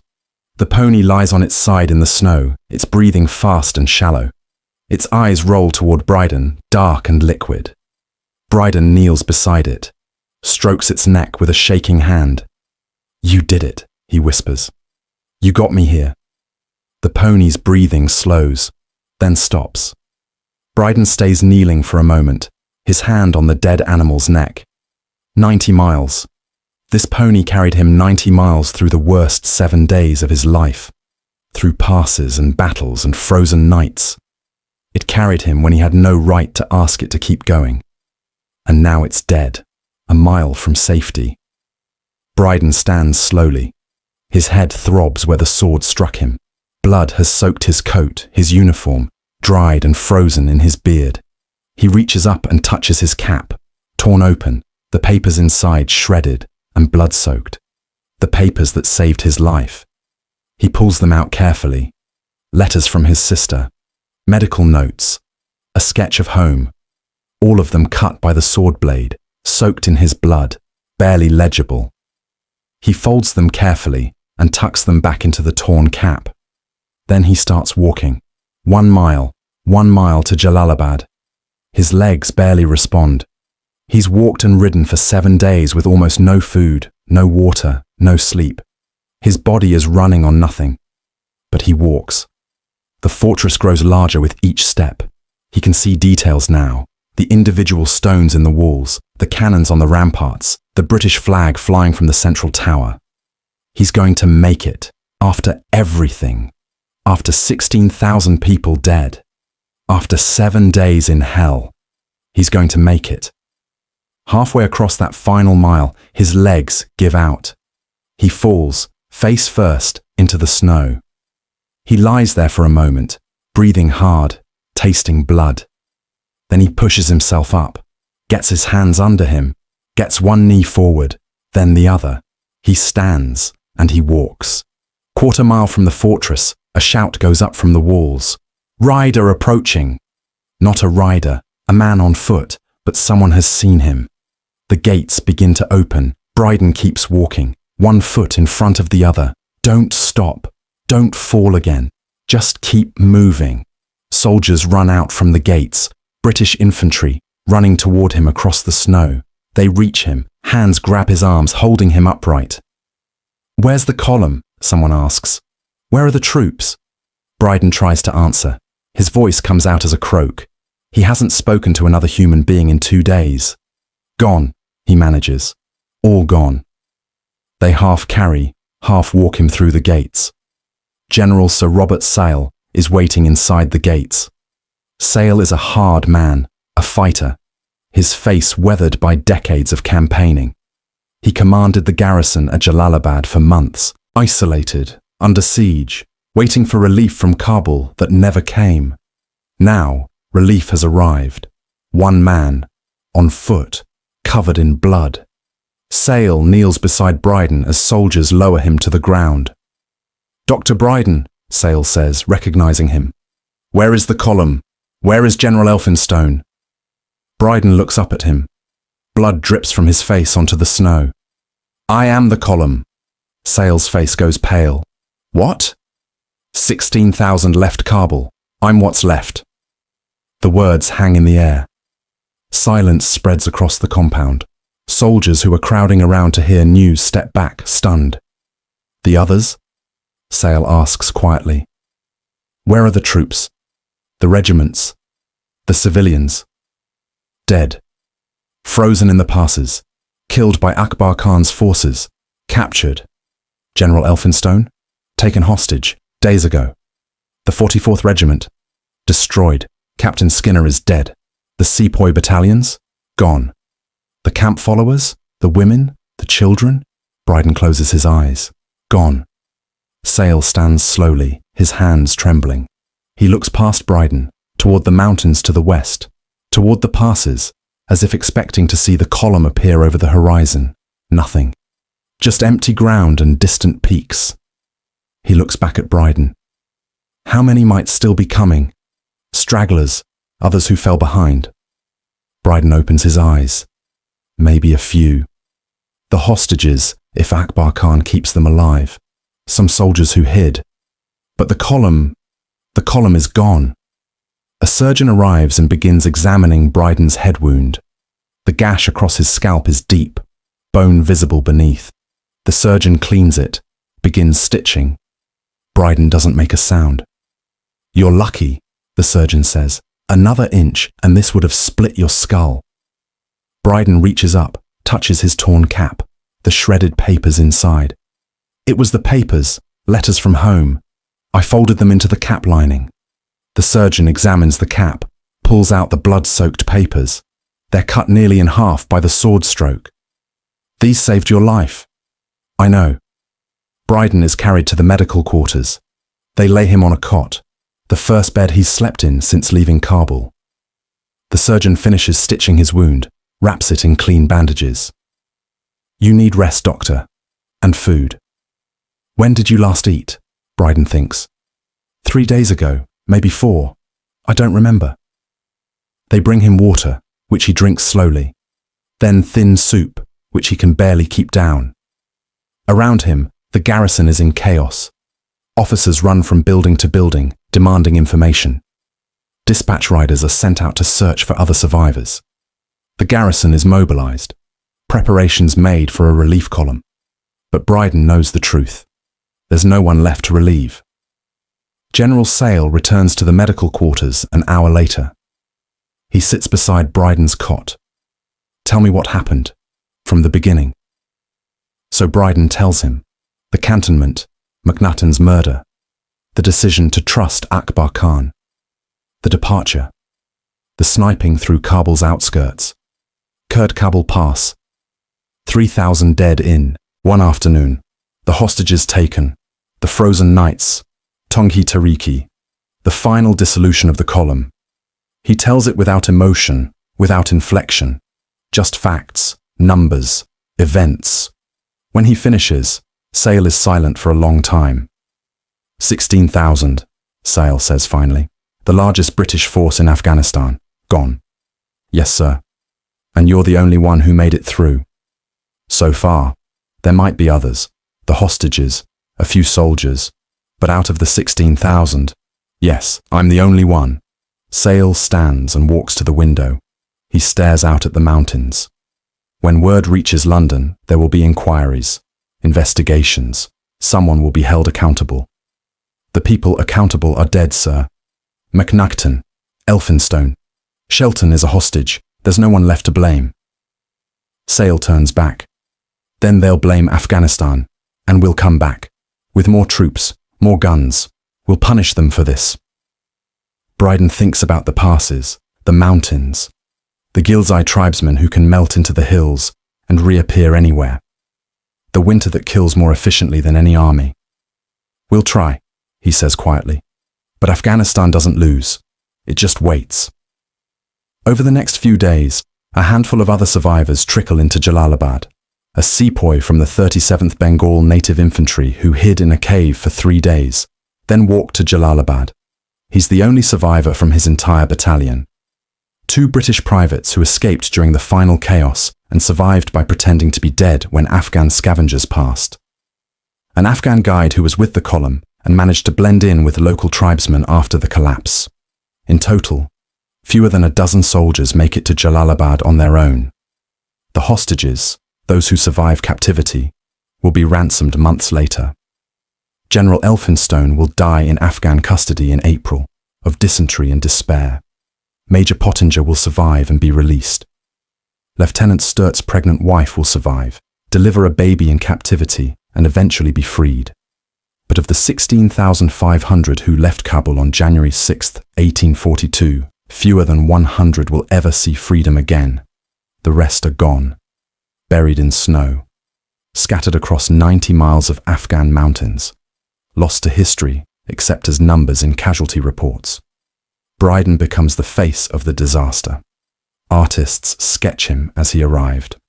Blood-soaked, barely alive, the lone survivor. The image spreads across India, then to London. Newspapers publish the story. The sole survivor of Kabul. It's not entirely accurate. There are other survivors. But Brydon is the one who rode through the gates, who delivered the news, who spoke the words that will echo through history. Where is the army? I am the army. He recovers slowly. The head wound heals, leaving a long scar across his scalp that he'll carry for the rest of his life. The frostbite costs him 2 toes, some hearing in his left ear, permanent sensitivity to cold. But he's alive. On January 20th, 1842, a week after his arrival, General Sale calls him to the command quarters. Dr. Brydon, you're being sent back to India. You need proper medical care, and you need to deliver a full report to the Governor-General. What about the hostages, sir? The relief effort? The army of retribution is being assembled in Peshawar. General Pollock will march to Kabul in the spring. We'll recover what prisoners we can. Punish the Afghans for this massacre. But that's not your concern anymore. You've done your part. Brydon nods. He knows what "done your part" means. You survived when 16,000 others didn't. That's enough. More than enough. He leaves Jalalabad on January 22nd, part of a small convoy heading back to India through the Khyber Pass. He rides a fresh horse provided by the garrison. His torn, blood-stained uniform has been replaced. His medical kit restocked. But he carries the same papers, the letters from home, the medical notes, the sketch of Scotland, cut in half by an Afghan sword, soaked in his blood. He folds them carefully and tucks them into his new cap. As the convoy moves west through the Khyber Pass, Brydon looks back one last time at Afghanistan, at the mountains, at the passes that swallowed an army. Somewhere in those mountains, 16,000 people are still there, frozen, forgotten, waiting for spring thaws that will reveal their bones. Captain Skinner and the 44th Regiment, who held the line until the end. The Sepoy battalions, Indian soldiers who fought loyally for a British cause and died far from home. The camp followers, 12,000 civilians, women and children, who had no choice but to follow and no chance to survive. Officers and soldiers whose names were recorded in regimental rolls but whose graves will never be marked. All of them gone. And William Brydon, assistant surgeon, East India Company Army, 29 years old, riding away alive. He doesn't know why he survived, doesn't know what twist of fate or divine intervention or pure random chance meant life for him and death for everyone else. He just knows that he'll carry them with him for the rest of his life. 16,000 ghosts, and one man still breathing. Spring 1842. News of the disaster reaches Calcutta in late January. By February, it's in London. The newspapers explode with shock, outrage, and demands for vengeance. 16,000 lost in Afghan snows. The greatest military catastrophe in British history. Sole survivor tells of massacre. Parliament convenes emergency sessions. The East India Company is hauled before committees. Members of Parliament demand answers. How could an entire army be destroyed? Who authorized the withdrawal? Who failed to provide adequate supplies, adequate leadership, adequate planning? The dead are blamed. McNaughton, for trusting Akbar Khan. Elphinstone, for indecision and incompetence. Shelton, for arrogance and poor tactical judgment. None of them are alive to defend themselves. The public doesn't want explanations, they want blood. In March 1842, the Governor-General of India, Lord Ellenborough, authorizes the Army of Retribution. The mission is explicit: recover the hostages, punish the Afghans for the massacre, and restore British honor. The command goes to General George Pollock, a 60-year-old artillery officer with decades of experience in India. Pollock is methodical, cautious, professional. Everything Elphinstone was not. He assembles his force in Peshawar, 8,000 British and Indian troops, well supplied, well armed, supported by heavy artillery. This is not the starving, demoralized garrison that left Kabul in January. This is a professional military expedition designed to crush resistance. On April 5, 1842, Pollock's army enters the Khyber Pass. The Afghans try to stop them. Tribesmen occupy the heights, fire down on the column, attempt the same tactics that destroyed Elphinstone's retreat. But Pollock's force is different. They move in coordinated columns with strong flank guards. They seize the high ground before advancing through each defile. They deploy artillery to suppress enemy positions. They fight with discipline and overwhelming firepower. The Khyber Pass is forced in 3 days with minimal casualties. By mid-April, Pollock reaches Jalalabad and relieves General Sale's garrison. William Brydon is no longer there. He was sent back to India in late January to recover and to deliver his report to the authorities. But the soldiers at Jalalabad tell Pollock what happened. They show him the mountains to the west where 16,000 people disappeared. Pollock consolidates his force and waits. Another column, commanded by General William Knott, is marching from Kandahar in the south. The plan is to converge on Kabul from 2 directions, trap Akbar Khan's forces, recover the hostages, and burn the Afghan capital in retaliation. On September 7, 1842, Pollock's army begins the march to Kabul. They retrace the route of the retreat, moving through the same passes where the column died 5 months earlier. What they find is horrifying. Kurd Kabul Pass is carpeted with bones, skulls, rib cages, the small fragile bones of children's hands and feet, all half buried in the melting snow, scattered across 5 miles of gorge. British soldiers walk through the pass in silence, stepping over the remains of comrades, families, civilians who died screaming in the cold. Some of the dead can still be identified. A uniform jacket with regimental insignia, a woman's shawl, a child's shoe, Most are anonymous, just bones bleaching in the sun. The army doesn't stop to bury them. There are too many. The pass itself has become a grave. They continue toward Kabul. Akbar Khan's forces melt away before them. The tribal levies, their bloodlust satisfied and their coffers full of British loot, retreat into the mountains. The chiefs who supported the uprising scatter to their strongholds. Kabul is retaken without a major battle. The hostages are recovered, those who survived. General Elphinstone is not among them. He died in April, in Afghan captivity, of dysentery and shame. His body is recovered and given a military burial. Major Eldred Pottinger is found alive, gaunt and hollow-eyed, but alive. Lieutenant Sturt survived captivity. His wife survived, gave birth to a daughter while imprisoned, and both mother and child are recovered. Captain Colin Mackenzie is freed. Brigadier Shelton is found alive, bitter and defiant to the end. In total, 95 hostages are recovered. British officers, their wives and children, a handful of sepoys. Out of 16,500 who left Kabul, 95 are brought back alive, less than 1%. Pollock gives the order for reprisal. The Great Bazaar of Kabul, where MacNaughton's severed hands were displayed on pikes, is burned to the ground. Afghan prisoners are hanged in the streets. Villages suspected of harboring tribal fighters are destroyed.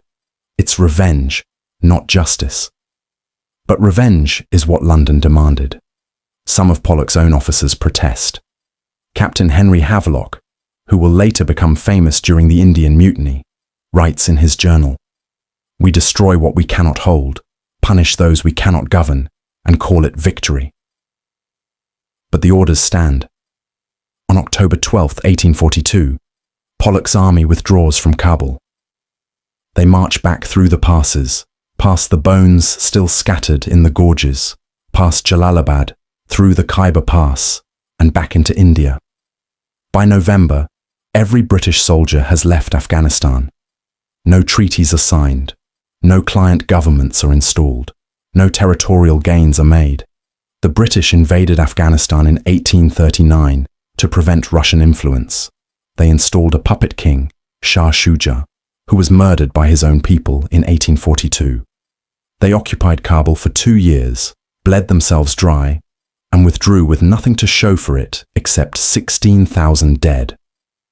The First Anglo-Afghan War ends exactly where it began, with the British in India and the Afghans in their mountains. Except now, 16,000 people are dead, and Afghanistan has earned a reputation it will carry for the next 2 centuries. The graveyard of empires. William Brydon returns to England in late 1842.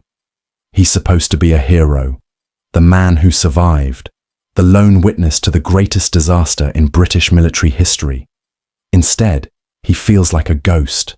He's brought before military boards of inquiry, questioned for hours about every detail of the retreat. What happened in the passes? Why did the column fail?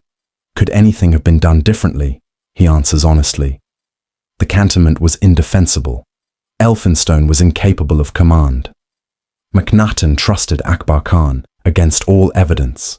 The cold and the terrain killed as many people as the Afghans, but the questioners want more. They want to know about individual decisions.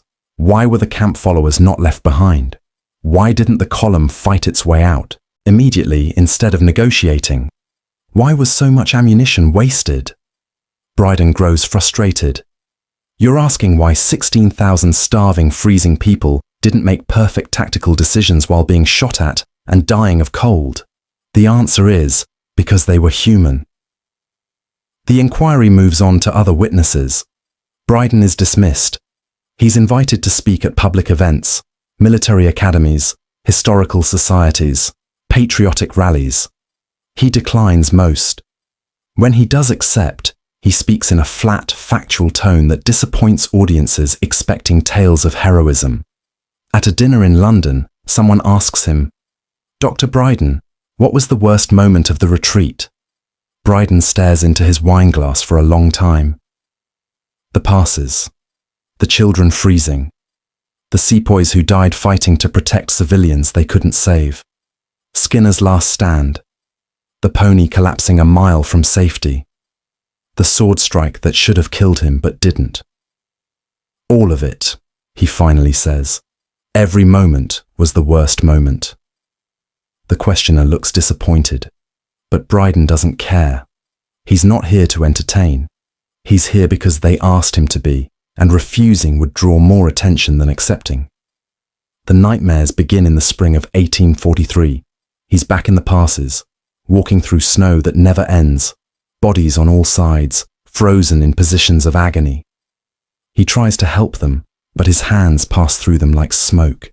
Sometimes he dreams he's still riding, the pony beneath him, dying. Jalalabad always visible on the horizon, but never getting closer. He wakes gasping, his sheets soaked with sweat, his hand reaching for the pistol he no longer carries. His family tries to help. His sister invites him to stay at their home in Scotland. His mother writes letters urging him to rest, to recover, to move forward with his life. He tries. He returns to medical practice, working as a surgeon in Scotland. He's competent, professional, respected. His colleagues notice he's quiet, reserved, but he does good work. He marries in 1846, a woman named Mary, who is patient and kind, and doesn't ask about Afghanistan unless he brings it up. He doesn't bring it up. They have children. He builds a life that, from the outside, looks normal, but inside, he's still in the passes. In 1847, an artist named William Barnes Wallen approaches him. Wallen wants to paint a historical piece, Remnants of an Army, depicting Brydon's arrival at Jalalabad, the lone survivor on a dying horse, bloodied but triumphant. Brydon agrees, reluctantly.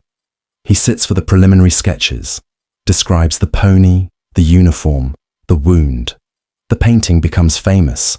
It's exhibited in London, reproduced in newspapers, used in military academies to teach about the perils of poor command. Brydon hates it because the painting shows a hero, a man who conquered impossible odds, a symbol of British resilience. But Brydon doesn't feel like a hero.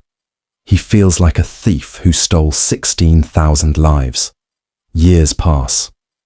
The memories don't fade, but he learns to function with them. The nightmares become less frequent.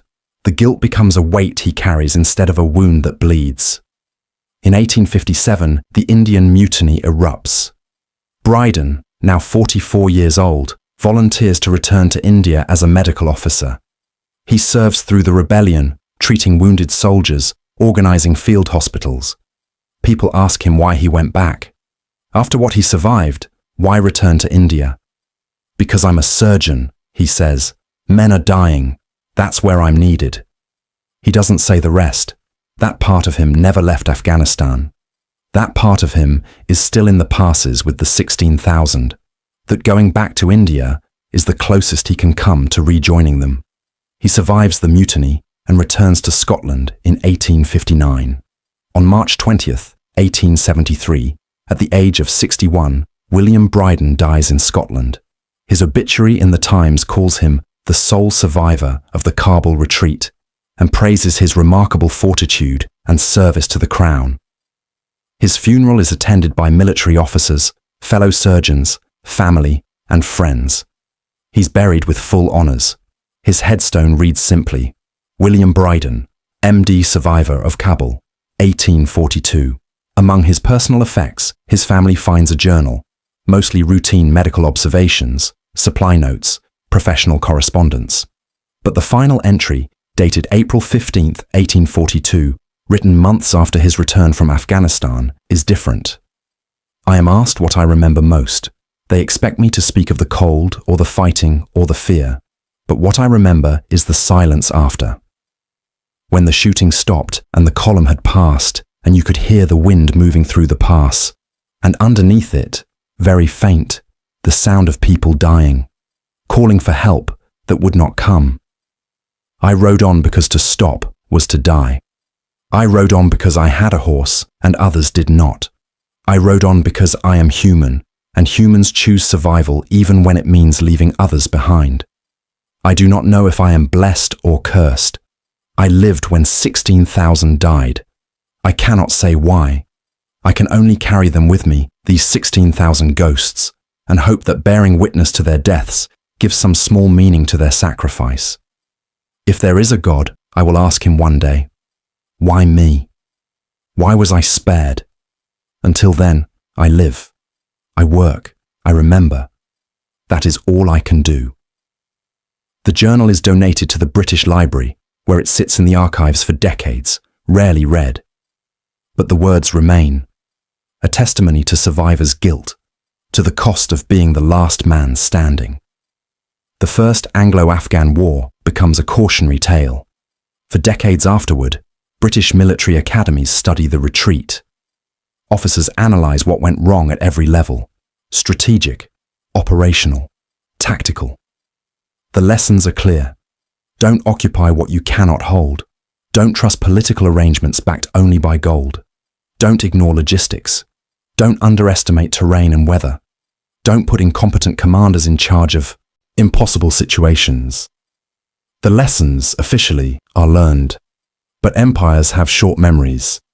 In 1878, the British returned to Afghanistan. The Second Anglo-Afghan War begins over disputes about Russian influence, the same reason as the First War. British and Indian troops invade, occupy Kabul, install a friendly government. The war lasts 2 years. The British achieve some tactical successes. But the strategic situation is identical. They cannot hold the country. The cost is too high. The terrain is too difficult. The population is too hostile. They withdraw in 1880, having gained nothing. In 1919, the Third Anglo-Afghan War erupts. It lasts 1 month. The British withdraw again, this time granting Afghanistan full independence. The pattern is clear to anyone willing to see it. Afghanistan is unconquerable, not because its armies are superior, but because its terrain is merciless, its winters are deadly, and its people outlast every occupier. The British learn this lesson in blood 3 times over 7 decades, but other empires don't learn from Britain's mistakes. In December 1979, the Soviet Union invades Afghanistan. They bring modern weapons, helicopter gunships, mechanized infantry, overwhelming firepower. They're confident they can succeed where the 19th century British failed. 10 years later, they withdraw in defeat. 15,000 Soviet soldiers dead. Tens of thousands wounded. The Soviet economy shattered by the cost of the war. The Soviet Union collapses 2 years later. The Afghan War is not the only cause, but it's a significant factor. The graveyard of empires claims another victim. In October 2001, NATO forces enter Afghanistan following the September 11th attacks. The mission is counter-terrorism, not occupation. But years stretch into decades. The mountains remain. The Taliban adapts. The foreign soldiers, despite superior technology and firepower, cannot impose permanent control. By 2021, NATO withdraws. The Taliban returns to power. 20 years. Trillions of dollars. Thousands of lives. The outcome is the same as every previous intervention. Afghanistan doesn't defeat its invaders through superior military force. It defeats them through patience, through terrain, through the simple fact that foreign armies eventually go home, but Afghans remain in Afghanistan. The pattern has repeated for nearly 2 centuries. The British in 1842, 1880, 1919. The Soviets in 1989. NATO in 2021. Every empire believes it will be different. Every empire learns the same lesson at the same cost. In the Hindu Kush, the passes remain unchanged. Kurd Kabul, Tungi Tariki, the gorges where 16,000 people died in 1842. Local guides still tell stories. They point to places where bones emerge from the melting snow, buttons, buckles, scraps of cloth, children's shoes, regimental insignia. The bones don't last forever. Wind and water scatter them. Animals carry them away. But every few years, a spring thaw reveals something new. A skull. A fragment of a musket. A British coin dated 1841. Physical reminders that 16,000 people died here. chasing an imperial ambition that was doomed from the start. The guides refuse to camp in certain places. They hurry through Kabul, even in summer, their eyes on the cliffs, as if expecting gunfire that stopped echoing 180 years ago. When asked why, they shrug. The dead are still here. The mountains remember. History doesn't repeat, but it rhymes. And in Afghanistan, the rhyme is always the same. Come with your armies. Come with your plans.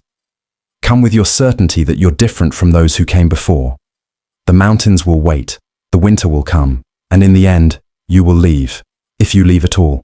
16,500 people left Kabul on January 6, 1842. One man reached Jalalabad on January 13th, 7 days, 90 miles, an entire army erased.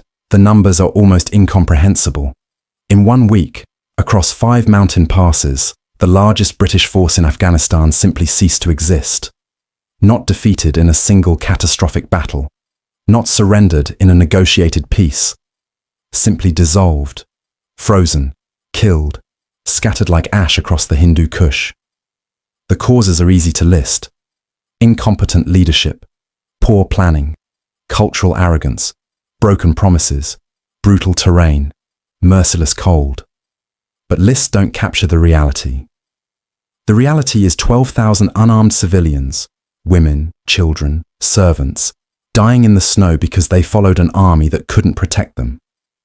The reality is professional soldiers, British and Indian, men who'd served for decades, dying not in glorious battle, but in chaotic retreats through frozen passes.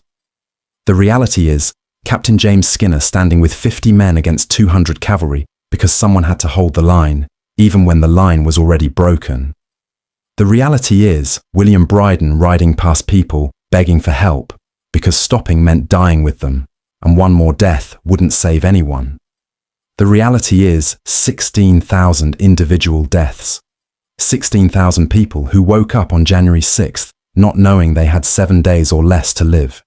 History remembers the retreat from Kabul as a military disaster, a cautionary tale, a dark chapter in the story of empire. But for the people who lived it and died in it, it was something else. It was cold beyond imagining. It was watching your children freeze in your arms.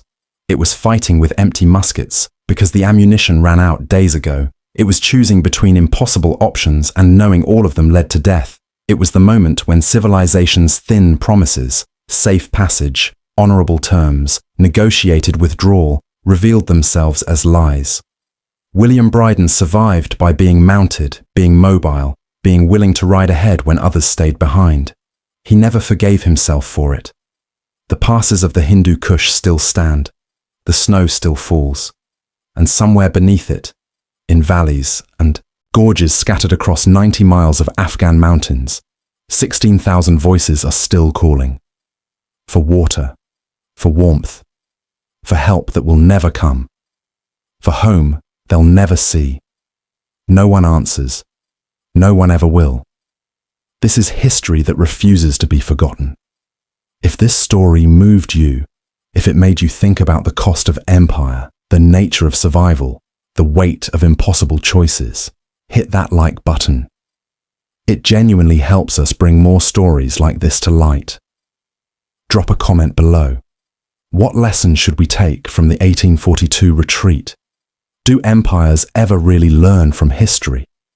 Or are we doomed to repeat the same mistakes in different mountains, different wars, different centuries?